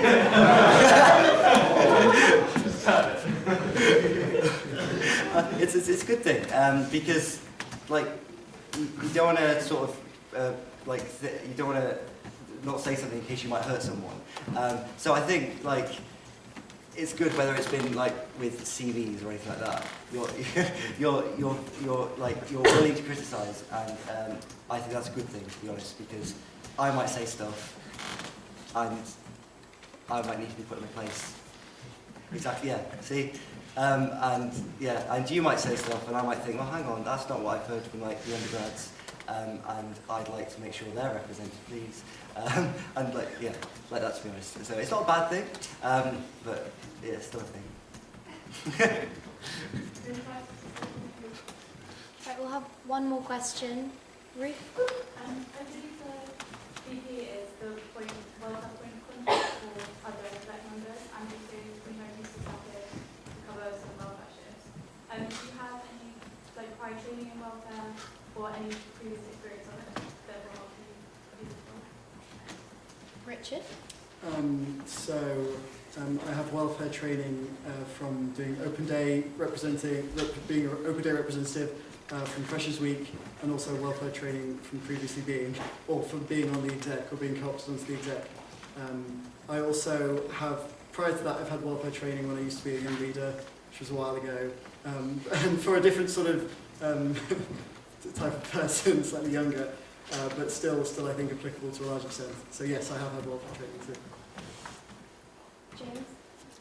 Yeah, so prepping Open Day, working on the University of Berlin.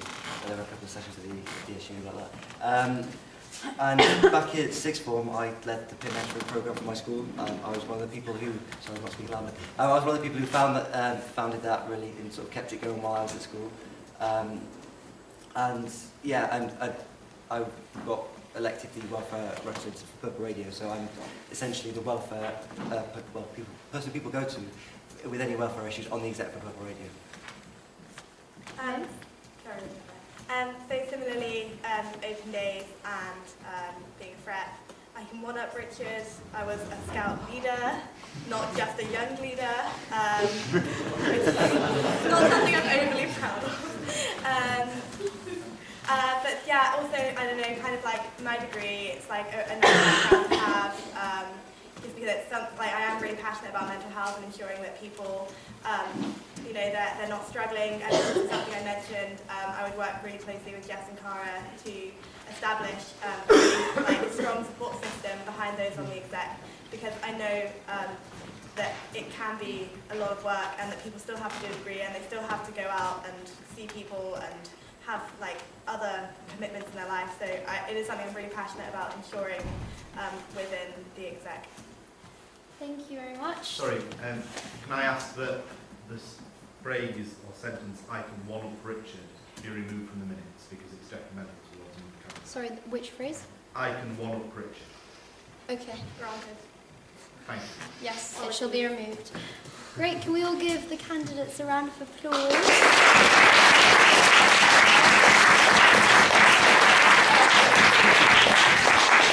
Okay, we will now move on to the SJCR chair elections. So, the two candidates, please come up.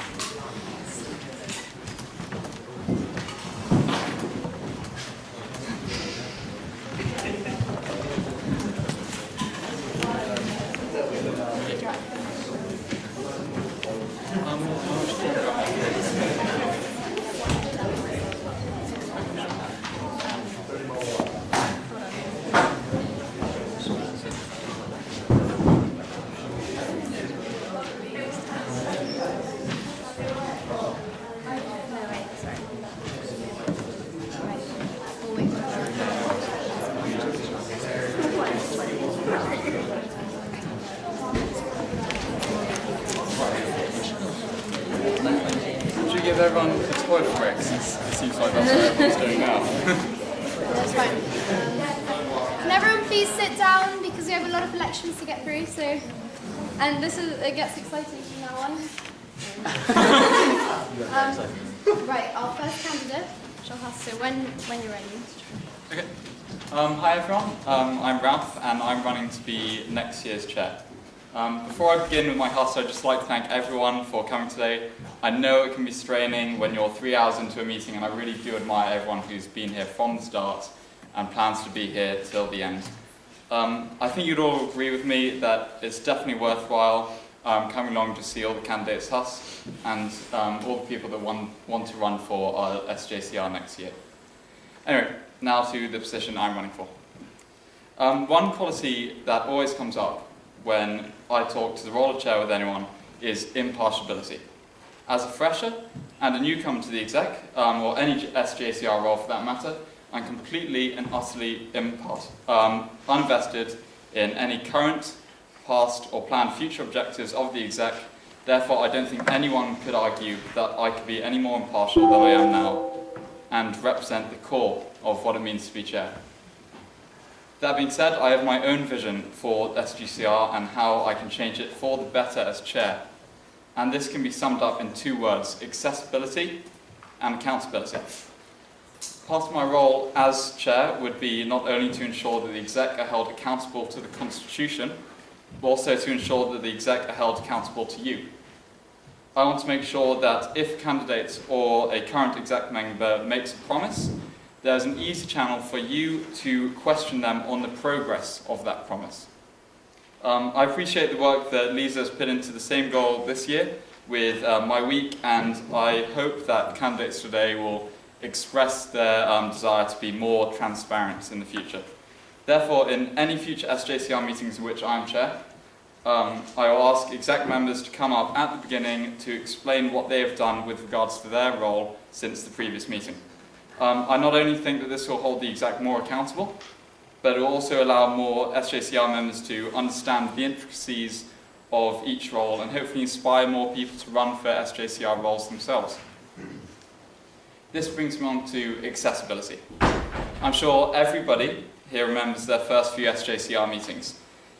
If you never did any sort of debating in school, it is really difficult to grasp what's going on as a barrage of general ayes, procedural motions, and quick debates on the Constitution can often distract newcomers instead of allowing them to focus on the content of the debate. This leads to two problems. Some people are hesitant to speak up, and many people don't turn up to the meetings in the first place, as you can see from today.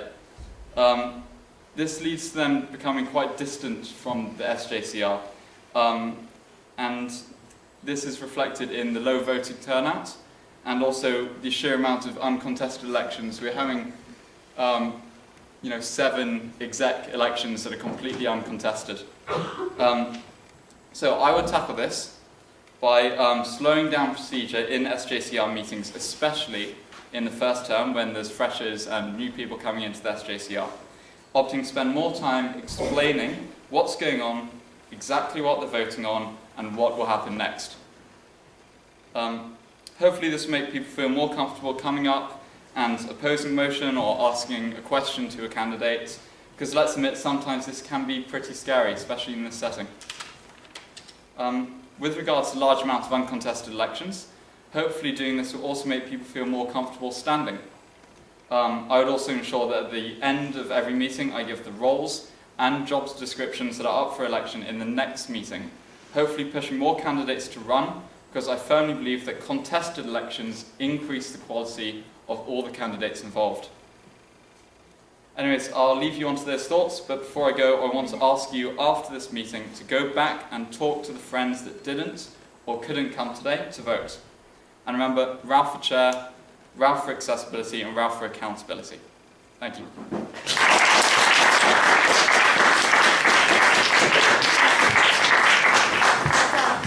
I call the second candidate to come up and Husts? Kieran, over to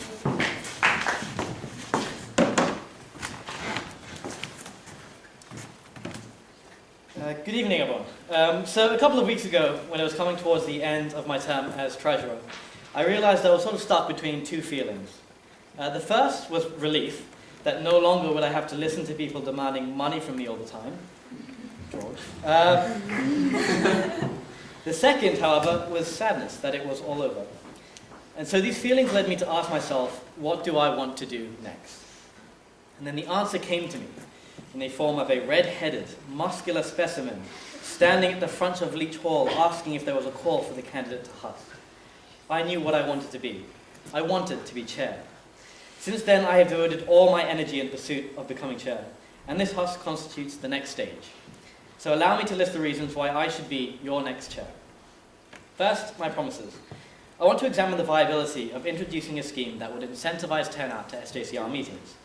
The topic of how to encourage people to attend meetings has long been debated, and in my eyes is long overdue for a solution. One idea suggested has been to give loyalty cards to members which are stamped and then can be used to claim some sort of prize. I want to explore the possibility of implementing this and a number of other ideas. Why? Well, we are at our very best as a charity the more people there are involved in the decision-making process. More opinions are heard, elections are more competitive, and the decisions ultimately made have greater legitimacy.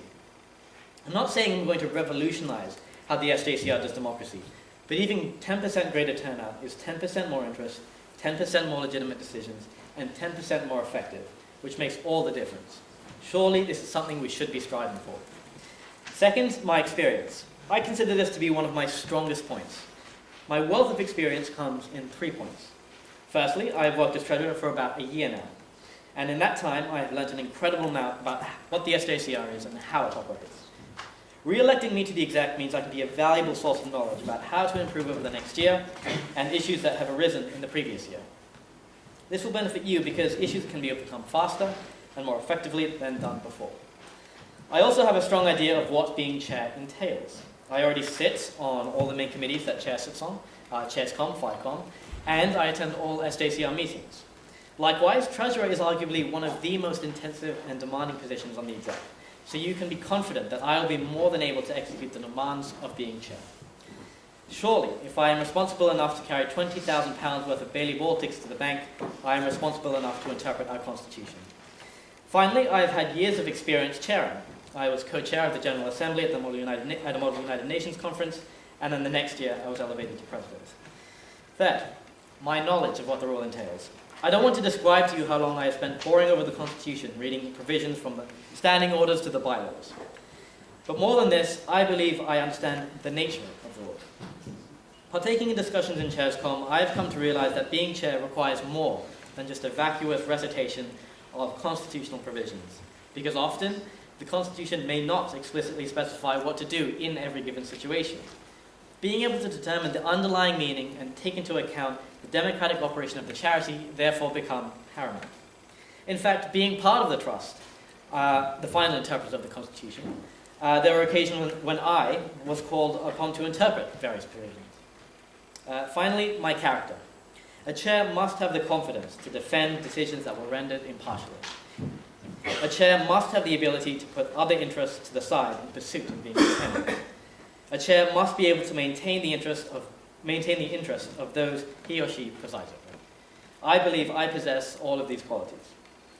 So ultimately, ladies and gentlemen, when I stood up here a year ago, I asked for you to take a chance on me and elect me to be your treasurer, which you did. I sincerely hope I lived up to your expectations, because I'm here to ask you to elect me as your next chair. Thank you.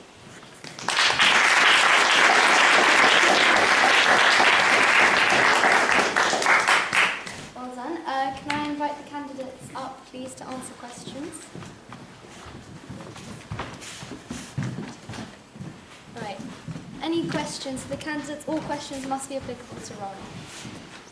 Aidan. You both sort of said that you want to encourage more people to come to the meetings, even though they don't necessarily understand them and they don't necessarily have a great interest in them.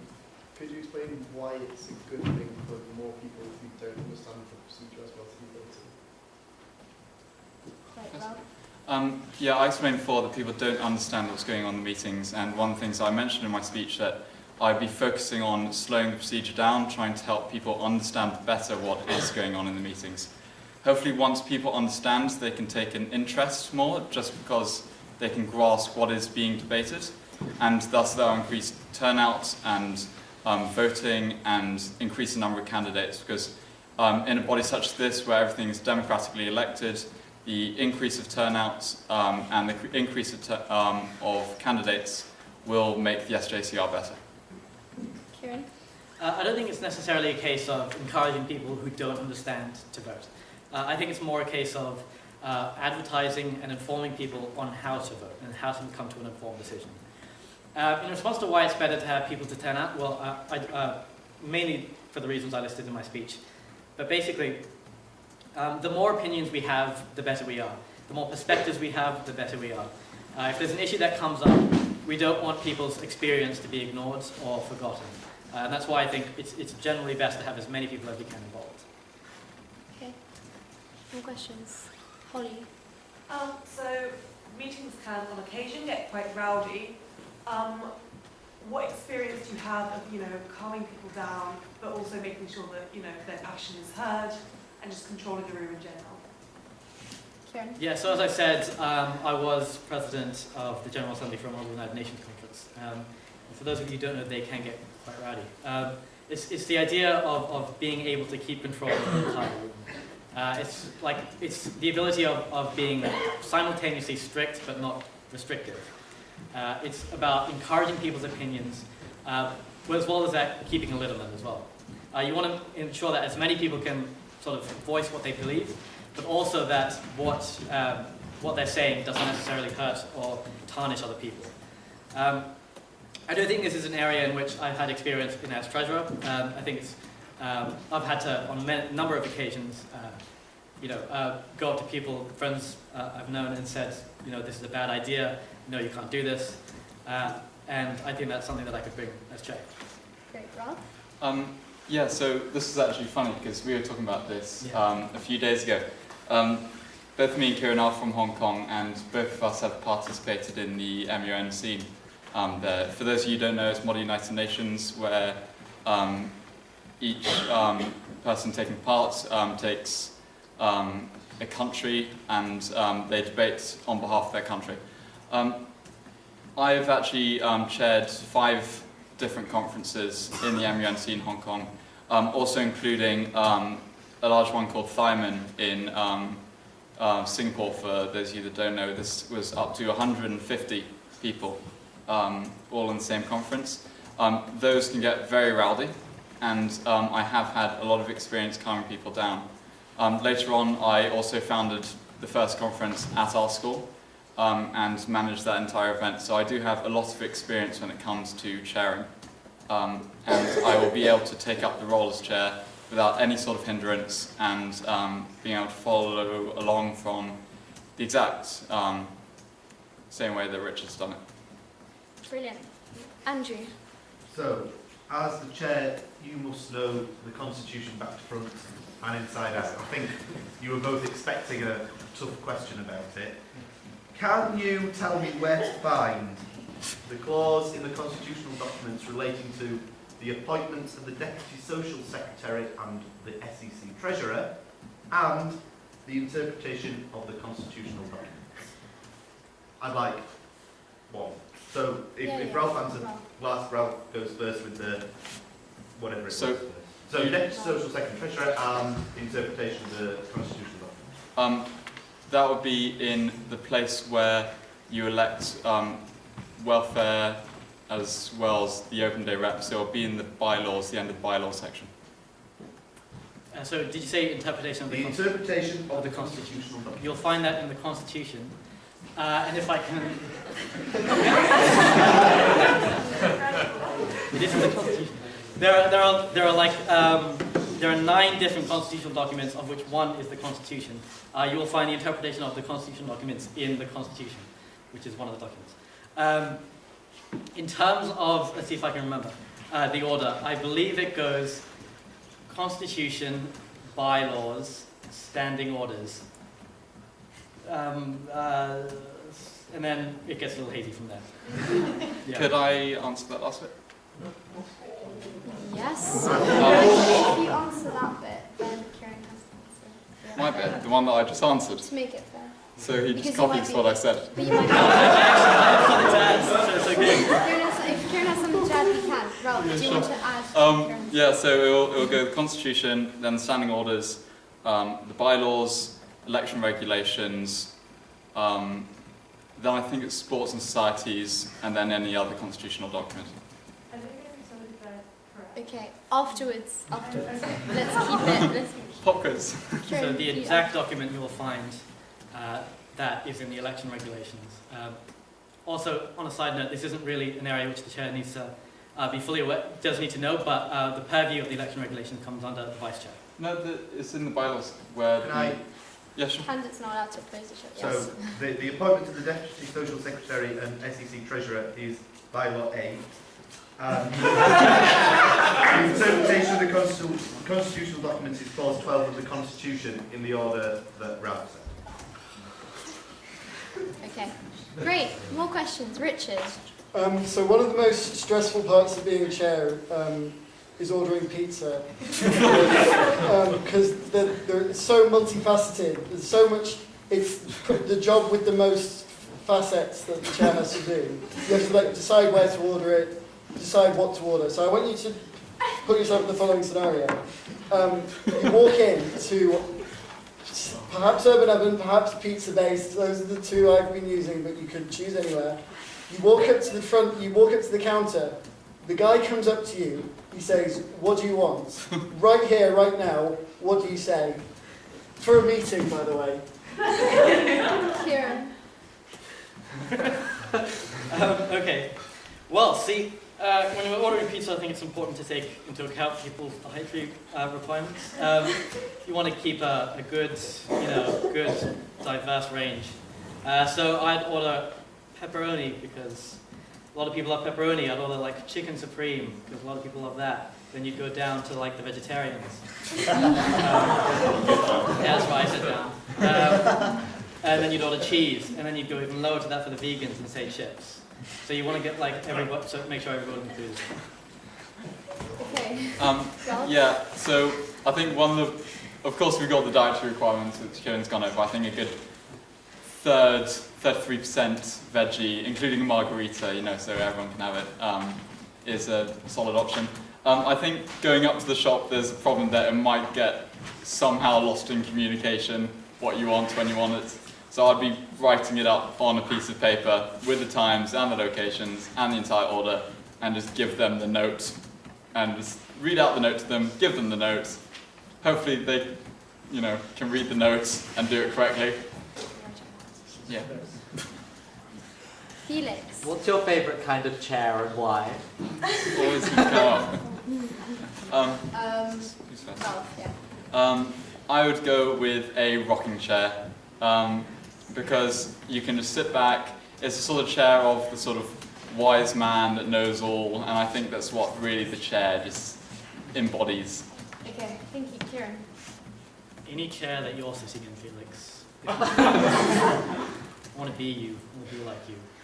Okay, thank you. We have no more time for any more questions because we have about 9 more people to elect. So thank you very much. Can we all give a round of applause to them?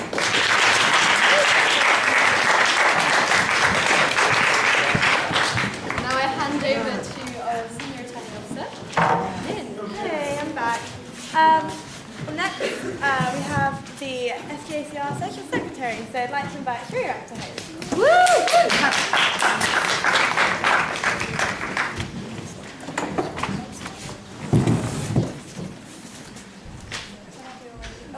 No, wait.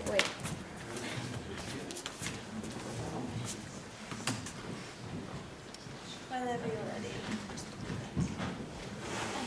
Hi everyone, for those of you that don't know me, my name's Shreya and I'm a second year law student and I'm running to be this year's social secretary. I've worked on the SEC team as the treasurer for almost a year now. Here I've helped to set up and run SEC events with the rest of the team, as well as creating and maintaining budgets for our college's major events. Having worked closely with Peter, I've had good experience in learning the intricate details that go into these events, from creating Bailey Ball tickets to decorating and supervising.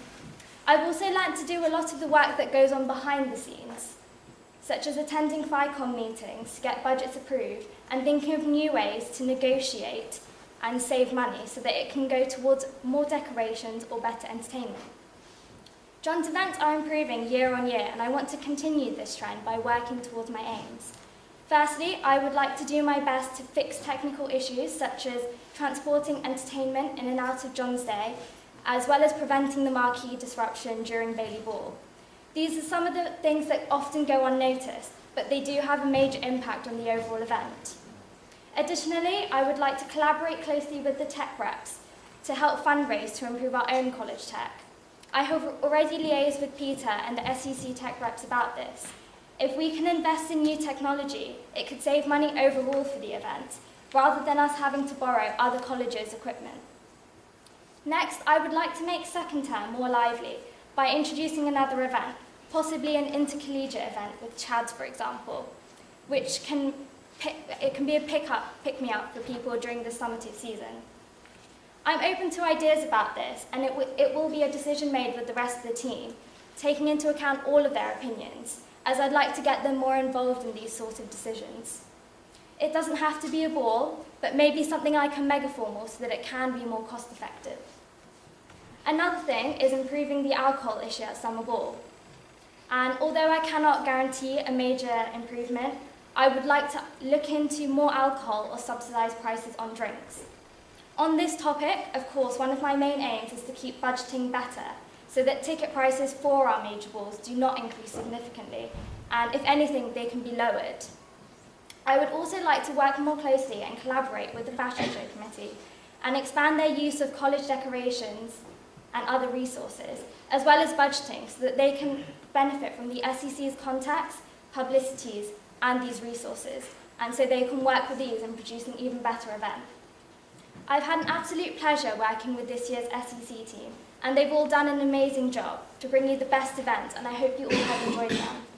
If elected, I promise to put double the hard work and effort into the events and keep them amazing, as Peter has done, and if I can, improve them as well. Not to mention, I have already thought of next year's Bailey Ball theme, which unfortunately I can't disclose to you all now, but if everything goes well, it will be a night you'll never forget. I am also a creative and motivated individual, and as an avid member of the team, I know what goes on and into these events. I am confident I possess the ability and drive to handle the pressure that comes with organising the event in order to carry on Peter's great work and make John's events bigger and better next year. Thank you for listening, and I'm open to any questions.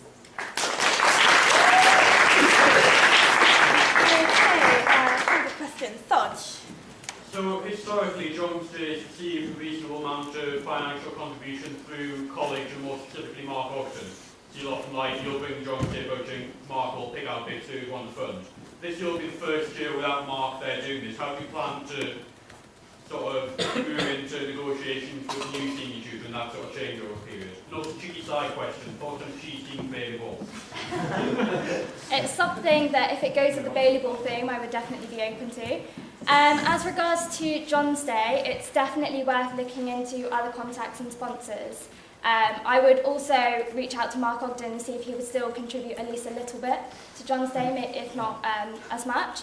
I don't have a great relationship with our senior tutor at the moment. However, that's definitely something I would like to work on as if I do get this role, because I will be working closely with her, especially on some of the demands and regulations that surround these events.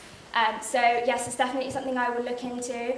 I will also liaise with Peter, see the current contacts, liaise with Cara and Jess and see if they have any ideas. I'm open to working with other people to try and get the best outcome for these events. Yeah, Cara? Can you rate your Bailey Ball theme out of 10, please? I would give it an 8. I don't think that's bad on any account. There's always room for improvement, that's why I would never go for a 10. I think the decorations and everything was awesome, and I know all of the hard work that went into that. So obviously, sorry, the theme that you have in mind. Oh, the theme that I have in mind? Yeah. Don't want to sound big-headed, but probably a 9. There's always room for improvement. Yeah, Kat? This is a question from Peter. What would you do if someone on your team wasn't pulling their weight? So in the first instance, what I would do is try and delegate more jobs to them. I'd either do this myself or do this by my vice social sex. If that fails, as obviously it might, and people still might not pull their weight, I would just pull them aside, have a word with them and say, look, you are here for a reason. You do have a job to do. You know, you volunteered to do this job. And it's inevitable that you're going to have to do it. And I know that that can be quite contentious, but again, it's part of the job. I am leading this team, and people are going to have to pull their weight in the end. Any more questions for the candidate? Yeah, I have one more from Peter. As you mentioned in your speech at Bailey Ball last year, there was an electricity was cut to college. How would you deal with this situation? So like Peter did, the first instance would be to speak to the entertainment company, try and find out what went wrong, if there's anything that they can do themselves to help it. I would also collaborate closely with my tech representatives on this and see if they might have any ideas, at least how to improve it slightly. Failing this, I would try and talk to someone on the maintenance team, such as Alan or Brian, if they are there. Obviously, this could happen at 2 a.m. or something like it did last time. In that instance, I would call on university contacts. And I would do research on this beforehand so I knew exactly who to call, knowing that that has happened before and it could well likely happen again. So in that instance, I would probably call university and security and see, even if we can't fix the electricity, for example, then making sure that area is safe and maybe restricting people from going into it, which is inevitably what kind of happened in Bailey Ball. Any other questions for the candidate? Great, big round of applause for Shreya. Well done. Okay, next we have the communications officer. Unfortunately, Esme can't make it. She's at a rowing ball, so instead her proposer, Izzy's going to come and do her house performance.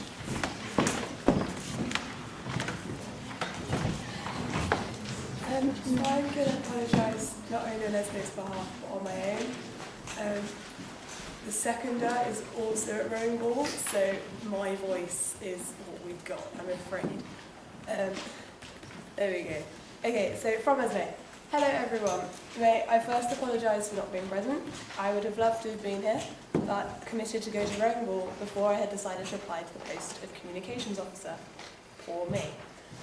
Seriously though, tonight I would like to tell you, through Izzy, why I believe that I would be perfect for the role of SJCR Communications Officer, and why you should vote for me. The SJCR Communications Officer is responsible for a range of things around college, notably taking the minutes of the exec meetings, maintaining notice boards around college, emailing everyone to keep them up to date with goings on, and doing the room ballot for those of you that decide to move back into college. It's a really important job and one that I would value. During my considerable experience as chair of my school's student council and secretary to my sixth... Yeah, you're good.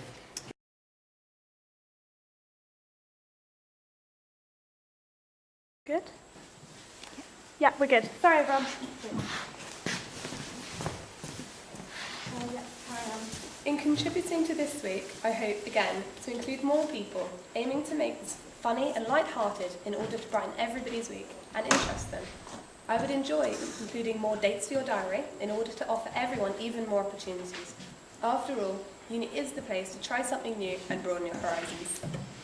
Last, but by no means least, a good communications officer also maintains the notice boards around college, something I would very much enjoy, having helped to advertise Charities Week in sixth form. I also know that advertising certain events and keeping things looking smart and engaging people is a strength of mine, one that I would like to apply to this role. Thank you for your attention, and once again, apologies for my absence. I would really appreciate your vote.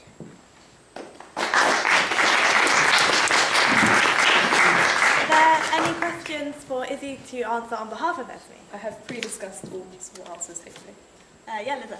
So, one issue that I've noticed this year is that after spending many hours putting posters up on notice boards, a lot of students find it funny to rip them down or switch letters round on the titles of the notice boards, and this requires me to keep putting stuff up again and again. So how would you deal with this issue?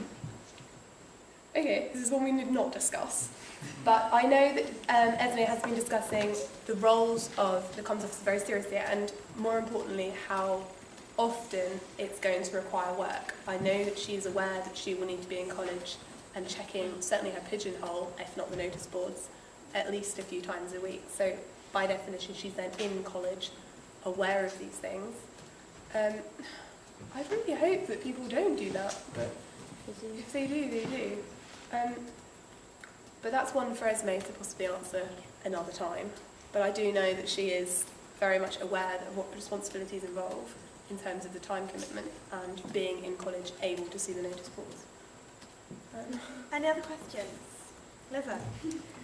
So one of the most difficult aspects of comms officer, which is severely underrated, is the fact that it's very much a daily job. You're constantly under pressure to be updated on everything and be present basically everywhere.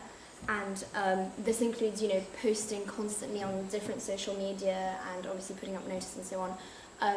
Do you think you have what it takes to maintain a consistent level of energy and enthusiasm through an entire year? Because it can get tiring. Okay, so Esme is one of these people that will get up at 6 a.m. just to make sure she has a couple of extra hours in the day to get everything done. How can she do that? But she does do that. She is committed to making sure everything gets done up to the point where she provides extra hours in a day, to making sure. She's discussed the possibility of using alternative social media to make sure that the comms news does stay present and active in everybody's mind. And yeah, that's what I've got for that. In Esme's opinion, what's roughly the right amount of times per week to email out the student body with notices to still keep them up to date but not spam them so they all ignore it? Okay, so we have discussed the newsletter and still using that. So the newsletter can be done separately in different timescales to this week. So she'd very much like to continue this week, but making it more regular, making it more of a... Stop looking at me like that. It's this week. It has been this every now and again. So, but using the newsletter in slightly different timings to this week in order to maintain that you don't just have this week's news, but you've also potentially got this month's news, something like that. Any other questions? Liza? So this year there have been a few issues raised by students of the SJCR about the accuracy of minutes, such as missing commas, missing apostrophes, as well as other phrases. So how would you ensure that this does not happen in the future, or you can try and, you know, make it even more accurate than the previous comms officers have? Okay, so the way that Esme proposes to do this is to look through the existing minute structure of various different comms officers, looking where improvements can be made. So some of the things she's quite keen to do are to break up large chunks of text, because I know we all do it when we look through the meetings, we see 5-6 lines and we just go, ugh. So where possible, break up large chunks of text that put people off reading them. She likes the idea of a contents page with page numbers, so that if you were particularly invested in an outcome of a particular motion, for example, you could then skip very quickly to where you want to be in the minutes. And where possible, we've discussed recording the minutes, recording the meetings to ensure that they can then be followed up to make sure they're particularly accurate. Okay, can I just note that has been done for the past year as well? We heard that you did it. Any more questions? Anyone else? I only have one more. So as comms officer, you line manage 2 people. You line manage website officer and vice comms officer. Now, in the past, some comms officers have felt that they have been able to handle everything on their own and that they don't need the help of the vice comms or the website officer. Now, how would you ensure that the comms team does come in full use and they do work efficiently as a team, all the while maintaining their hierarchy and respecting their line manager? So I know that Esme has already started discussing with both her superiors and other people potential ideas how things could work, if that makes sense. Again, we didn't really think this would come up, I'm afraid, so I can't answer that particularly well. But I do know that she's more than willing to learn, if that makes sense. I cannot emphasise enough, Esme wants to do this role very well. She really, really wants to succeed. And if that is, part of that is taking a team with you, then that's the sort of thing that she's absolutely committed to doing. I can't emphasise enough how much she wants to do well with this role. I'm going to go for one more question. Nikki? How far after a meeting do you feel is appropriate to release the minutes? We did discuss this one. ASAP. The timeframes have varied in recent years from, I think the next day was a precedence at one point, but she certainly mentioned if they were recording minutes, for example, even getting a recording out the next day, for example, if you can't do it, get all the minutes done by the next day. But it's ASAP. She wants to do this role well, and engaging people is the best way to do it. Sorry, can I just add to that, which meetings? SJCR, Exec, Vicom, which ones? I was sort of SJCR meetings discussed. SJCR. Okay, we'll see how she goes. Okay, thank you very much, Izzy. Can we give her a massive round of applause for coming with her?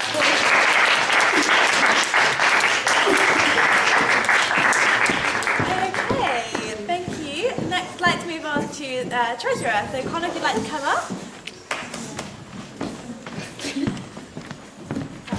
Whenever you're ready. Hello, I'm Connor and I'm going to be your next Treasurer. I want to start off by saying that I think Kieran has done a wonderful job this year as Treasurer. As a member of FICOM, I've been able to get a chance to see the kind of things that he has to deal with and the hard work that he puts in. So I think if I do half a good job as Kieran has done this year, it should be smooth sailing. I've not got long, so I want to get down to what it is I'm offering as a candidate. Firstly, I'm going to promise you that with me as Treasurer, you will never have to pay for SJCR societies or sports. Now, I know that this is becoming increasingly hard since the university has been steadily increasing fees for certain sports, and this has increased the running costs of the SJCR. However, I aim to ensure that any price increases are taken into account when the SJCR budgeting is done, so that you don't have to pay anything extra. I also intend to do anything I can to put pressure on the university to provide more support to JCRs if they insist on increasing the costs of taking part in certain sports. Because I believe that having the opportunity to do the things you love and to do new things and try new things is one of the most important aspects of the university. Vote for me and no Johnny and we'll pay to play. I will always ensure that the welfare of SJCR members comes first. I'm proud to say that Johns has an amazing approach to student welfare. We have a great welfare team and welfare structure in general. There's always someone there if you need them. Kieran and I met up to talk about being Treasurer, and he said something that really stuck with me. He emphasised the role that the Treasurer plays in the lives of SJCR members, and suggested that sometimes your action as Treasurer can have just as much effect on somebody's well-being as the actions of any member of the welfare team. As Treasurer, you have to be sensitive to the role that money plays in people's lives. A late reimbursement can have a huge negative effect on somebody's well-being, and an unexpected increase in somebody's outgoings can leave them in a very stressful situation. That idea really hit home with me. While I am, of course, going to do everything possible to ensure that the SJCR never puts unnecessary stress on any one of its members, I also want to take this one step further. If you elect me as your Treasurer, I pledge to make it part of my job to look out for the well-being of SJCR members. For example, I want to ensure that all Johns students have the opportunity to learn how to budget and manage their money. I intend to look at the possibility of holding an in-depth workshop during the first term designed to teach Johns students, both livers in and livers out, the basics of budgeting and personal finances, and to give them clear information on the support and advice that is available to them. I also want to set up a financial top tips display board in college that would display a new tip for easy budgeting and general money management every week. This weekly tip could also be included in the This Week newsletter. I really do believe that healthy finances makes for happy students. Finally, I want to examine the possibility of creating a long-term plan to bring our reserve fund down to a charitable level. Basically, as most of you know, the SJCR runs as a charity. Most charities have a reserve fund, and the Charity Commission suggests that the reserve fund should be around 20% of yearly outgoings. Any less is irresponsible, as the charity may not be able to cover unexpected costs. Any more could be deemed uncharitable, since the charity is holding money that could be benefiting its cause. In our case, that's the members of the SJCR. So, in order to act charitably, we must begin to spend this money, because as I understand it, we currently have a reserve that is in great excess of that 20% figure. What I am proposing is a system which gives SJCR members a say on what that money is spent on. This could be done by establishing a yearly Johns wish list held in first term near Christmas, where the SJCR gets the chance to vote on the sorts of things they would like that money to be spent on. The top choices would then go to a reserve spending committee that would be in charge of actioning that. That committee would be funded by releasing a certain amount of money from the reserves each year, create a budget separate from the overall SJCR budget. I want to create a sustainable and charitable spending plan, while also giving SJCR members a say over what that money is spent on. In conclusion, vote for me if you want free sports and societies, more financial support and advice, and a sustainable and democratic reserve spending plan. Thank you.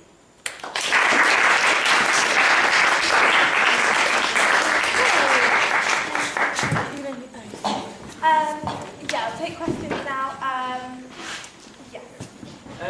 Treasuring obviously has a huge responsibility because you don't want to be financial mismanagement and things like that. You want to try and avoid that. What experience do you have to show that you are responsible for dealing with such large amounts of money and having that legal pressure? Yeah, so unfortunately I haven't yet had an experience with the legal requirement and with massive amounts of money.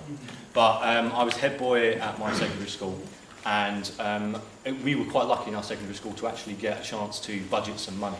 So our student council were given some money.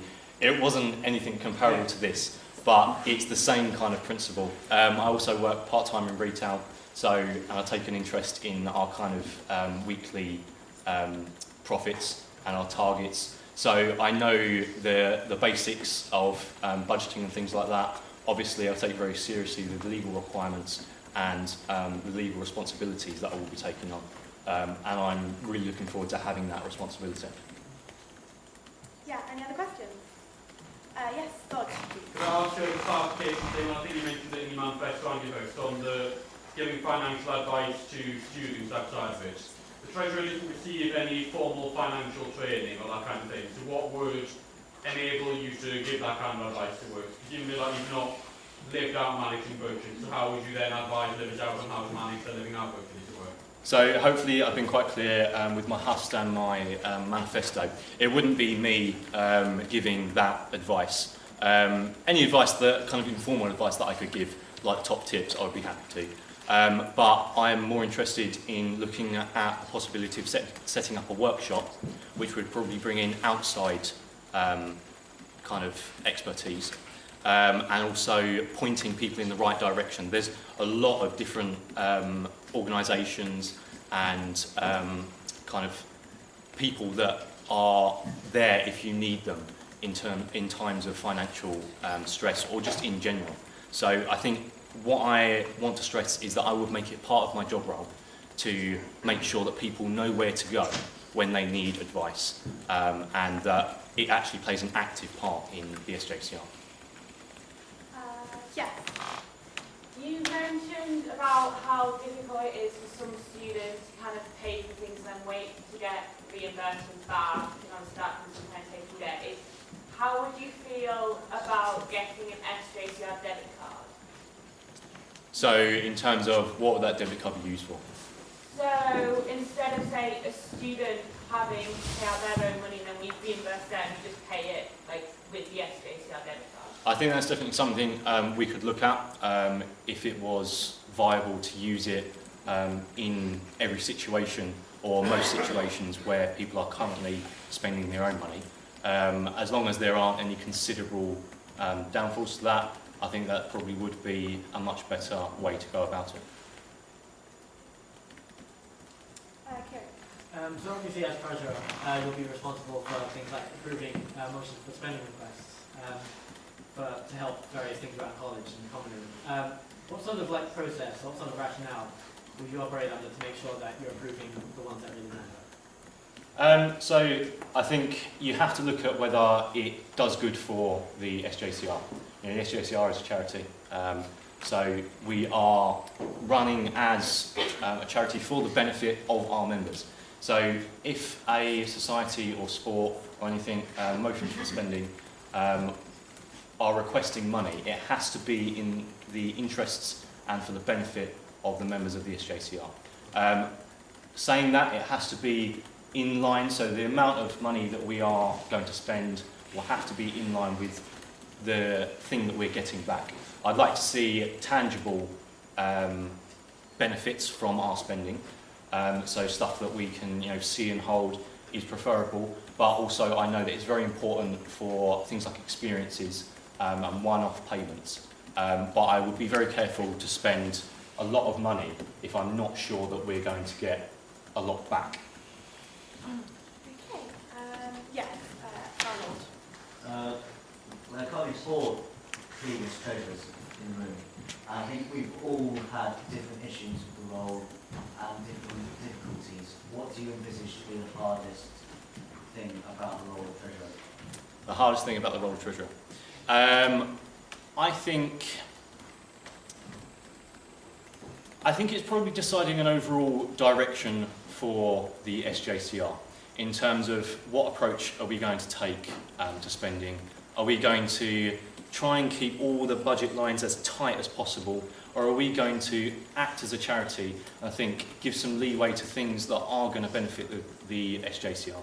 Like I said about motions for spending, I think it's difficult to decide in the general direction in which we are going. So in terms of are we going to spend a lot of money in this certain circumstance because it seems like a good idea and it seems like it's going to bring us a lot back? Or are we going to resist spending that money because it's a gamble? I think that choice is the hardest part of being treasurer. And I think I would err more on the side of looking at the tangible benefits of each piece of spending and general projects, while also making sure that we are benefiting our members and the SJCR in general. Yeah, Andy. One of the many aspects of the role of treasurer is to sit on the chairs committee. Why do you think the treasurer sits on that committee, and what would you bring to that committee personally? Right, so I think it's important for the treasurer to oversee all the different parts of the SJCR, because in the end, at the end of the day, we are a charity, and a charity can do very little without financial leadership and responsibility and financial coherence. What was the second part of your question, sorry? What do you think you can bring personally to that committee?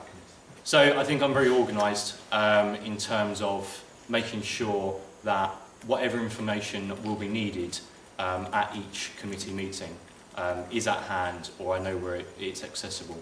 I also think that I personally would be able to make sure that the chair committee is reaching some actionable conclusions that we can go ahead with, and that they, with my personal role as treasurer, that they are financially viable and responsible. Okay, any more questions? I'm just going to take one more for Andrew. As a trustee of the charity, like VP, you need to be the final interpreters of the Constitution. Can you tell me where in the constitutional documents the clause I have relating to Wi-Fi finances and motion for spending is located? I have Wi-Fi signal. I haven't memorised the whole Constitution, but I have Wi-Fi signal right now and the Constitution up on my phone. So I could go through it and find it. I mean, pretty much everyone can read. I can interpret a Constitution quite well. So I'm sure I would be able to find it. I haven't memorised it, unfortunately. That's something that I will work on now. Okay, thank you very much, Colin. Massive round of applause.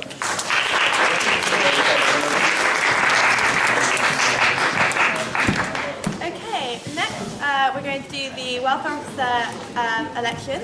I'd like to call Maria up to us. Thank you.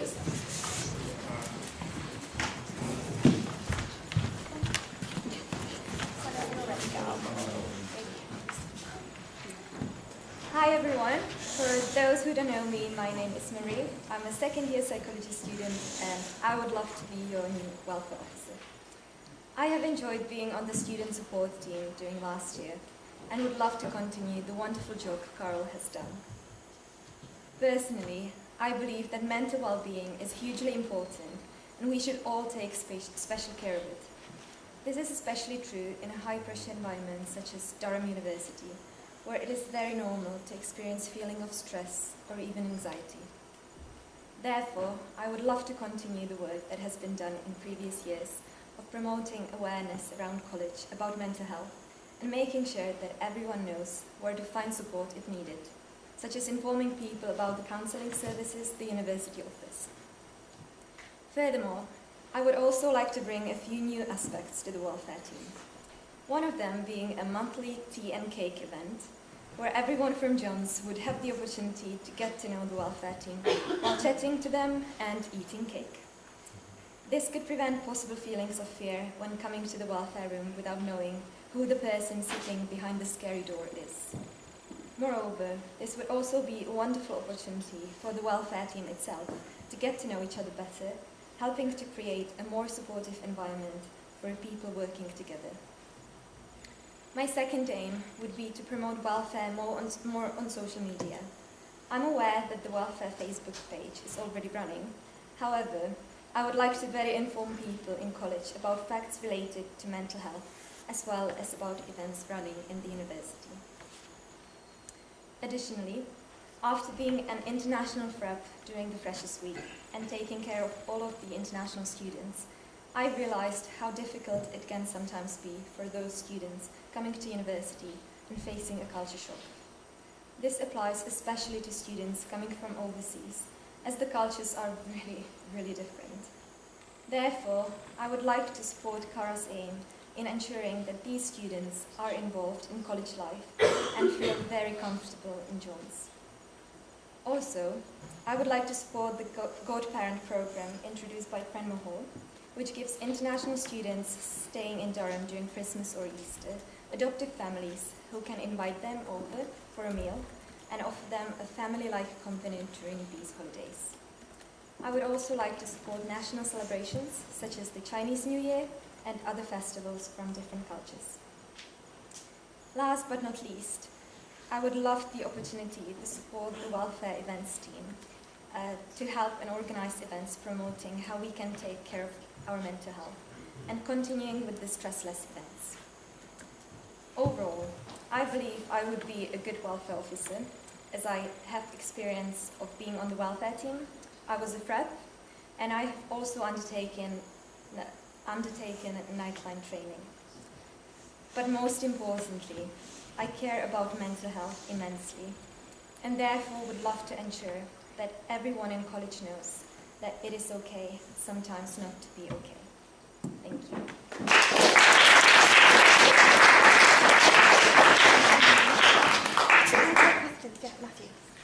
So obviously, one of the aspects of welfare is that you might get a safeguarding issue. For example, someone comes to you with something that with a safeguarding issue. What's your reaction, or how do you deal with that? Because it's obviously quite. What exactly do you So, mean for by example, safeguarding issue? things like it can happen, for example, of harassment or abuse, or someone comes to you with these sorts of issues. If you've got something that's very confidential, what would you need to do? What would you do? What action would you take? Yeah, so as long as I'm aware, the welfare officer is in really close contact with Gianna. Mhm. So Gianna is the next person I would go to. Okay. Yeah, because she's the one who should be in charge of these issues. But also, if it's something which needs to be dealt with, like right now, I would definitely like to call the university. Counselling service is great, so definitely seek help from them as well. Cara. Okay, so let's know. It's Wednesday, and you've been in a meeting this afternoon about a significantly difficult welfare issue. And then your welfare shift is that evening. And someone comes into your welfare shift and you're sat there for 2, maybe 2.5 hours. What do you do after that to feel to support yourself in that situation? I would either go for a run or I write my notebook, which is very helpful. Or I would just buy a big ice cream and I would enjoy it without seeing anyone. Okay, Raf. If someone came to you during your shift and said, I'm having a massive problem right now, but I will only tell you if you promise to keep it confidential, what would you do? I would tell them that I'll keep it confidential as long as it's not going to be something about like their own, like harming themselves basically. So in welfare it works that everything is confidential unless it's something to do with their own life, the lifeguarding issues. Questions? Any more questions? Okay, wonderful. Thank you, Maria. Math round of applause. Okay. Next on to Services and Estates Manager. Just call Jack up to Husts.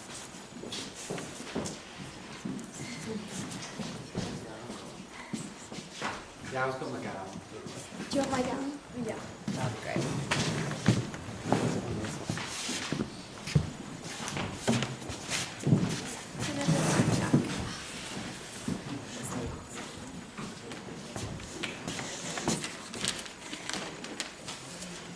Hi, I'm Jack, and I'm a 2nd/3rd year geographer.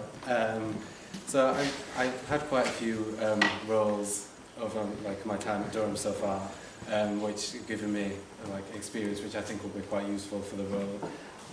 So I'm currently the captain of the Durham University Gymnastics Club. So that's given me experience dealing with sort of outside organisations, making bookings, dealing with budgets, and also being part of an exec team as well.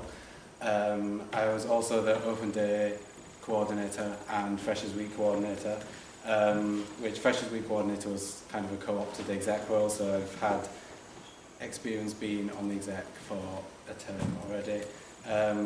And that gave me experience of dealing and liaising with college staff and outside organisations, which are both important aspects of the role. And I've also had experience dealing with Phoenix Print, who organising the Freshers photograph, which is important for organising the finalists' photographs next term. And also being the decorations officer on the SEC, which has given me sort of experience working in the team, and also again liaising with college staff, especially like the maintenance team, which I know is really important as services and estates manager. So in terms of what I intend to do in the role, I think services and estates manager is more about kind of, rather than, I would like to introduce new things, but I think it's more about keeping up with and sort of completing everything in like a timely manner and making sure I'm easy to reach and approachable if there's anything wrong in college that needs dealing with. So I'd maybe like to introduce something like a Google Doc or something just to make it easy for people to report things, but if not, just being easy to reach on Facebook Messenger, etc., so people can easily get in touch if anything's wrong and I need to deal with. I'd also be proactive in keeping an eye on stock of things like the vending machines and the working of various college services. I'm living in college next year, so that would be quite easy just to regularly keep an eye on things. Also making sure the stash order is out promptly, and when it gets delivered, making sure it gets handed out as fast as possible. In terms of introducing new things, I perhaps like to do some polls on perhaps new items of stash each time there's a stash order. I've had a quick look through the catalogue and I know there's hundreds of different items of stash, so I'm sure there's something that people might want to be introduced. And I'd quite like to work with the existing project to improve the area down by the Principal's Walk and keep up with that, because I think it's a really good project. And just be inclusive, like as services and estates manager, just keeping sort of being inclusive of all the common rooms. So yeah.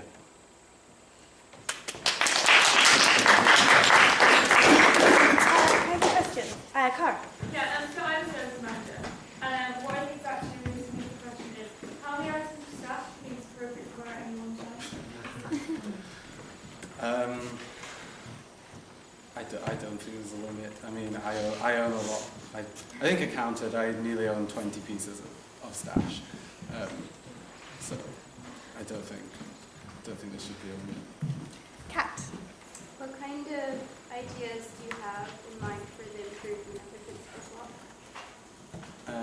So I know there's like the area that's already been sort of cleared and maintained. I think there's an area further back which could be cleared and make, it's quite a square space. Could make that could be cleared and maybe some seating put in down there. I think it would just be a nice place that people could go down, especially in the summer, and sit and be quiet in terms of do work. And I think so seating area, just clearing that bit further down there.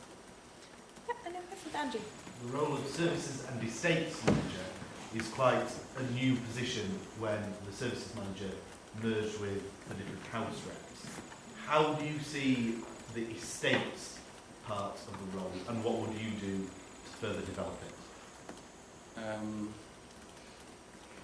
So I think the estates is sort of maybe including, like I said, including making sure that all the common rooms are included in everything, making sure I listen to everything that they want to improve in college. I think it includes things on the grounds of college as well. So, like I said, like Principal's Walk, and in terms of improving it,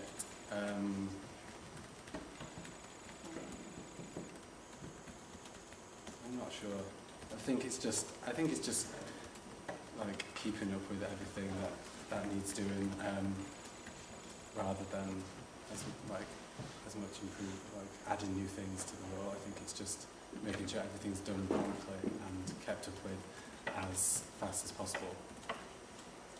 Any other questions? Okay, wonderful. That's round of applause. Okay, next we have the role of ASU. Unfortunately, Antonia Barber, who's the uncontested candidate for this role, is also at the rowing ball. So instead, Ralph has kindly volunteered to host on her behalf. Whenever you're ready. Thanks everyone. Sorry, Antonia gives her apologies for not being here. Also, I was given this Hust in first person, so either I go by and I try and translate it to third person as I go, or I read it in the voice of Antonia, so everyone's just got to have to pretend I am Antonia for now. So yeah. Hello everyone. Having been elected as the Durham Students' Union representative first year in October and more recently as Vice Chair, I'm sure my enthusiasm for the Durham Students' Union has been clear from the start. My main aim would be to make the Students' Union more accessible to the students as it's meant to be representing. Currently, the assembly papers which are sent to voting members of the Students' Union are too long and complex for students to want to read. This puts people off reading them and therefore prevents students putting their opinions forward about matters which affect them. In recent assembly meetings, rising residence charges and the lecturers' strikes have been discussed, both of which students are affected by have strong opinions about. Students should feel able to express their opinions to their elected voting member, so they can be taken forward to the assembly. This, however, is not possible when the papers are so inaccessible. If I were elected, I would summarise the motions into a short and simple and clear format and publish them in this week's booklet and on Facebook so students could feel more comfortable expressing their opinions on the motions. I know that if I hadn't held a DSU position this year, I would have no idea what the Students' Union do, and so by making the assembly papers more accessible, more students would feel comfortable asking their representative to vote for or against the motions based on their own views. My other aims associated with the academic affairs liaison part of the role would be to improve the social media platform of the Big Talk debate events, which were held last year in order to increase awareness of the existence and also increase the number of Big Talk debates held each term.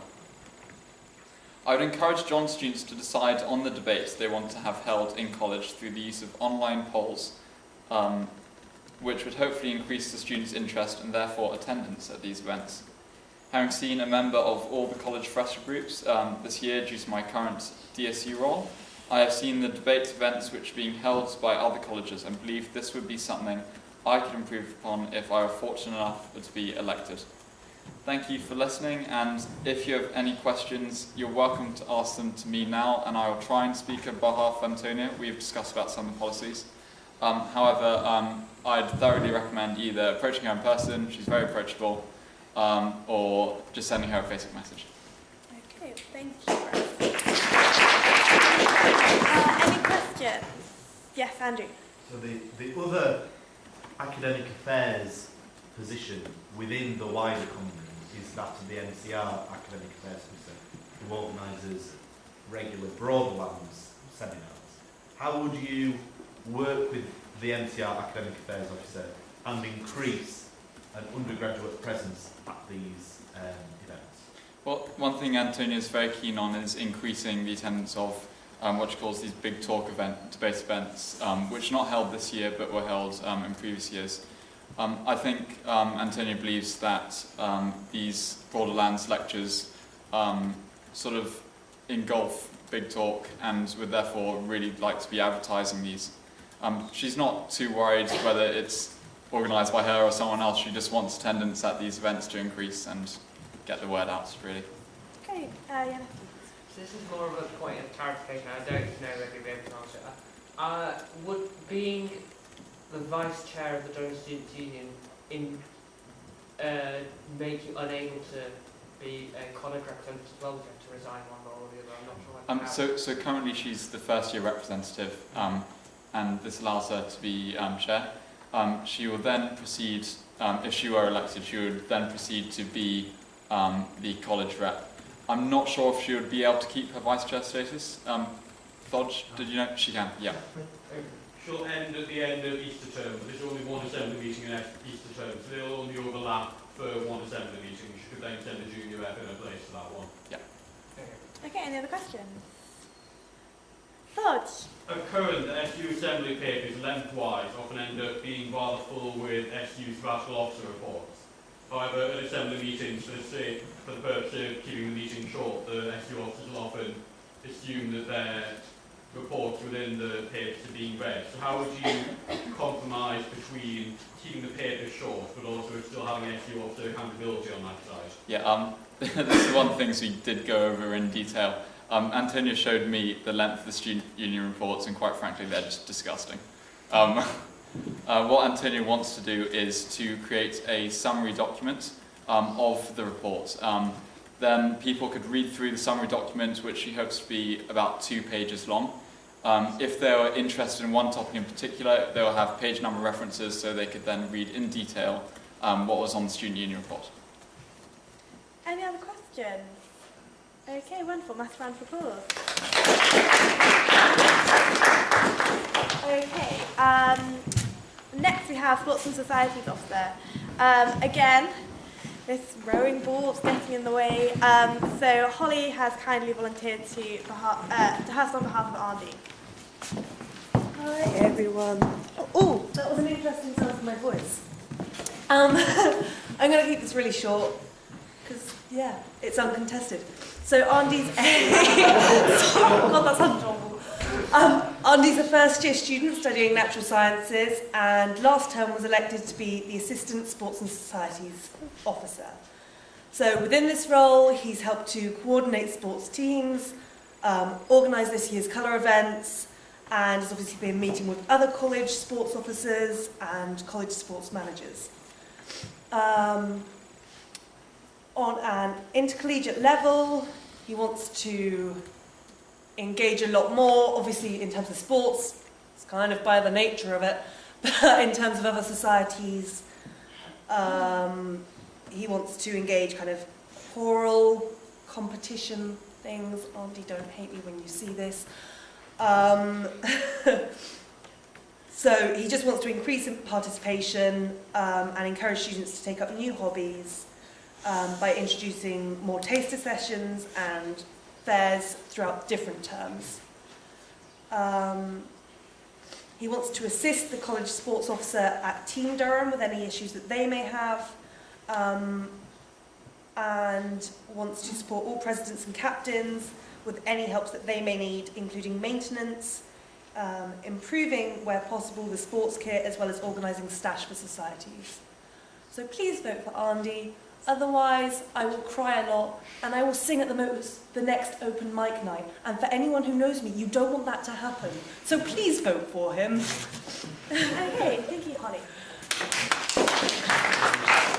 Any questions? No? Okay. Yes. Linda, sorry. Sorry. So the Sports and Societies Officer, actually this is very in the theme. We've got the Colours Committee coming up, and I assume you know Andy quite well. So can you tell me, like, what is he more representative of? What, in terms of sports or societies? Yeah. I would say sports. Why? But why? Yeah.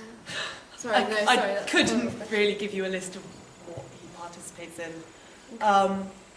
But nonetheless, I know he is part of several different societies as well. He's a very enthusiastic person. Literally, if you asked him to be on a society, he'd be like, yeah, I'll give up my time and do that. So, yeah. Okay, yeah. Any other questions? Yeah. You mentioned briefly choral competitions. Sorry, what? Did you mention choral competitions? Is that Yeah, what you said? he didn't really go too much into that. It was in his Hust. I was just wondering what that might mean, seeing as there are currently 2 choirs in John's, one of them a semi-professional chapel choir, one a So he was meaning at a intercollegiate level. I don't know the ins and outs of it, but he just basically wants to encourage societies to engage with other colleges rather than just focusing on sports. Any other questions from the floor? Okay, wonderful, thank you. Joe's on Bardor, so... It's actually just about to finish. Okay. Bardor finishes at 11. It's Wednesday though, so we'll not be later. No, I work on Wednesday night. But if you want to do it on your own, that's okay, unless anybody objects. Okay, so I'm going to call Lauren up. She's also applied, yeah.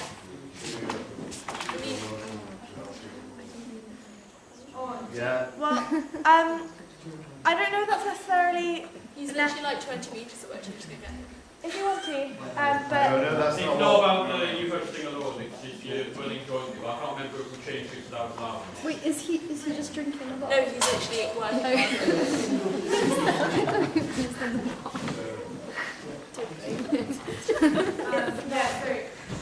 It's not how jointly. So I'll stand next to you. Yeah, no, we do need to proceed. Yeah. So can I get basically, you can't, they want to hold it together for anyone who doesn't know, and at the moment it's just a position for one person, so we need to make a procedural motion so that Joe and Lauren can hold it together. Procedural motion to allow joint candidature for this position. Yes, thank you. I propose great. Can we pass the procedural motion on general line? Aye. Great. I'll just start, to be honest, and if he comes, he can start. Pardon? Is your proposal? Yeah. They could do it with you. I mean, I don't If you wanted someone to do it. I'm happy, I can do it on my own, don't worry, it's fine. So for those of you who don't know us, I'm Lauren and Joe is currently at Bardor, and we're both second year lawyers, and we would love to be Freshers Week coordinators for this year. In terms of suitability for the role, we've both been open day reps, FREPs and open day coordinators. So we've been hugely involved in welcoming new students into college. And these experiences have given us an insight into both the logistics of staging such an important 2 weeks, as well as the necessity of creating a really welcoming atmosphere for prospective students. We've worked really hard to plan a really wide range of events through these roles as well, which can offer something for everyone, which we think is really important as Freshers Week coordinators.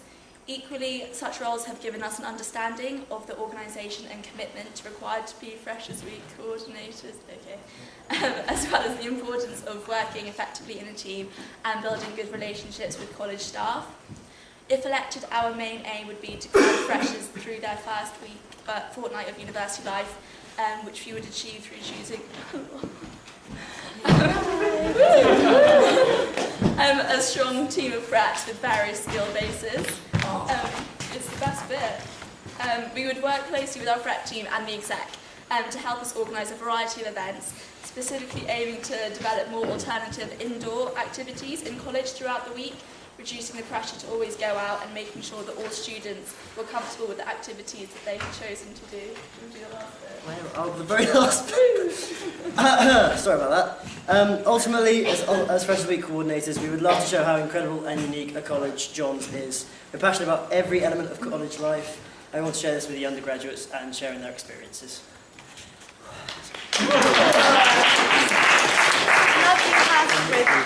Both the candidates. Questions, please. Yeah, Cara.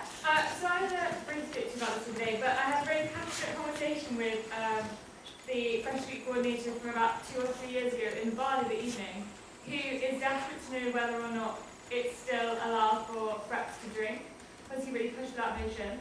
When I spoke to Lauren, she suggested that that is no longer the way it's run, and I was wondering if preps drinking is something that you would think about, reconsider, look at the options for and against again, or if it's something that you just want to run on. So, I don't know whether you know the specifics of what happened this year, but this year we were allowed to drink after the main events that we were organising had been finished. And I personally think that that should be the same. I don't think that as a FREP that we needed alcohol that desperately. I think it's important that we keep a clear head and that we can look after the freshers during the times that we're actually looking after them in terms of taking them out during the week, during their first week. After that, and we're going to sort of, obviously there's a certain cap on the amount of alcohol you can take. You can drink the weekend after we finished all of our organised events in the evening, but I think for the time being, I think we're happy with the policy of not drinking. I think that, yeah, as you say, it's good to have a boundary and keep a clear head in situations that require responsibility and welfare and things like that. I think we're aware that other colleges do have systems in place where they have drink but not drunk. Yeah. But I think that we're happy with the way things went last year, so we'll be looking to keep that the same. Yeah, thoughts? How would you feel about expanding the level of the fresh team to fit with the gradually increasing number of freshers that John's taking? I would be open to that idea. I would probably liaise with college staff about that. As I know the intake of, I heard earlier that the intake of freshers is going up by 7. But I don't think that's a substantial amount, but I am open to obviously expanding. I think that would obviously depend on the budget that we had available as well, whether it be feasible to have another prep as well. Yeah, Andrew. So I see part of the role of the Freshers' Week coordinators as invited members of the Exec to be a link between freshers and the SJCR. Looking around the room now of about 30 people, there are very few freshers or first years here. What would you do to increase attendance or to increase enthusiasm about SJCR meetings and the SJCR in general? Well, I think that we had a system when we were reps where we made quite a big thing about the first SJCR meeting, and so that was just for freshers, and we took them through policies and the way that they worked, and I think we'd definitely be looking to do that again to try and encourage people to come and to get involved. I understand that quite a lot of freshers who aren't familiar or necessarily personally interested in being members of the Exec do feel slightly isolated by the democratic process specifically. I mean, SJCR meetings are obviously met with a lot of enthusiasm from a lot of members of the SJCR, but I can understand why certain freshers may feel isolated by that coming into a new system. Personally, it's more to do with sort of on a interpersonal level. You can't force people to come. It's kind of their right as democratically represented that they can not turn up as well. But it's, as Nat was saying, it is actually good fun, and it's worth getting involved in and being enthusiastic about. Yeah, questions, Ralph? So I am an international student due to me living away for so long, and upon coming into John's during Freshers Week, things were fine for me because I'm used to British culture. But for a lot of internationals, they are not used to this culture, and what tends to happen is they form their own sort of international groups, which end up getting quite isolated from the rest of John's. What would you do to prevent this, or try to assimilate internationals with the rest of the John's crowd? I think we can both agree that Yao and the international reps this year did a really good job of trying to integrate the international freshers with the rest of us. We had a social in the library bar, which was really nice, and I suppose we could increase the involvement of other reps with the international reps. There's a lot of things that were planned by the international reps this year at specific events for the international students that we were really impressed by. Definitely. The amount of work that they put in, and we'd obviously love to expand on that. Yeah, and bearing in mind that there are 2 reps who are dedicated purely to looking after the international freshers, I think that there are already really good systems in place to make sure that they're not segregated and feel welcome when they arrive. Any other questions from the floor? Okay, wonderful. Thank you very much, guys. Cool. Thank you all for staying so long. We've just got a couple of things for Richard to take over as his chairness. But yeah, thank you all for coming to listen. I know there's a lot of them, but I really hope it was really informative. The elections will be live, hopefully by midnight, depending on how long it takes to pack up here and what time I get home. But of course, the videos, yes, Fraser. Two people sharing the point of the election. I I'm the senior returning officer for the all of the elections except for the vice president and chair. Nikki. A lot of the role of senior returning officer involves sort of discretion. How are you going to deal with that? The two of you might have different discretion as well. Well, I think it's just about communicating effectively. We're both part of ChairsCom anyway, so I will normally go to ChairsCom anyway if there's any issue that I think needs to be consulted on, and I assume Liz will do the same. So it's not just a decision either of us are making, we'll communicate with it. Wait, can I ask the senior returning officer for the election considering she's not a returner? Considering she's not, sorry? A returning officer. I am a She's on senior ChairsCom. returning officer. So she's a returning officer. Any other questions? Cool. So yeah, vote please because it's really important. They should be live by midnight, and the video will be out some point tomorrow, and then hopefully the minutes will follow shortly after. In 48 hours. Ralph. Are we allowed to listen to the video ourselves? I've never had that question before.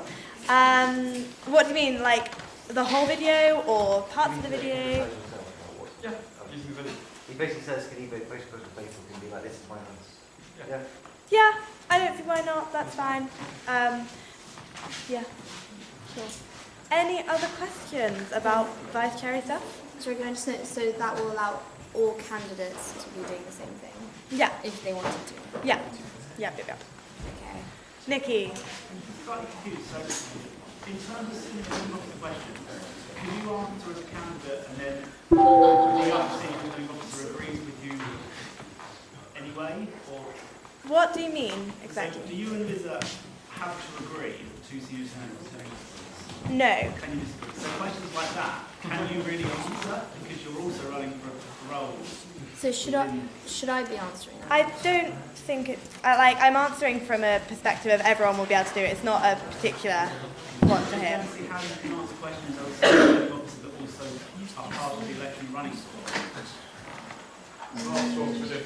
Well, if Liz has agreed with it, then it's surely okay. If Liz agreed with it for the election. I've answered the question as well, so we can ignore it, choose to ignore your answer and not take it into account. Either way, Take both my senior answer into account. returning officers for the elections have agreed on it, so it is perfectly valid that he will do that. So From what I understand, Ralph has sent you election material already, but now you're not senior returning. Guys, sorry, can you please be quiet? Still going. Yes, I didn't realise that I was not going to be senior returning officer, so I made that judgment. However, I will send it on to Liza to approve by her. And on her. assuming you would still continue to not tell any of the other candidates what you...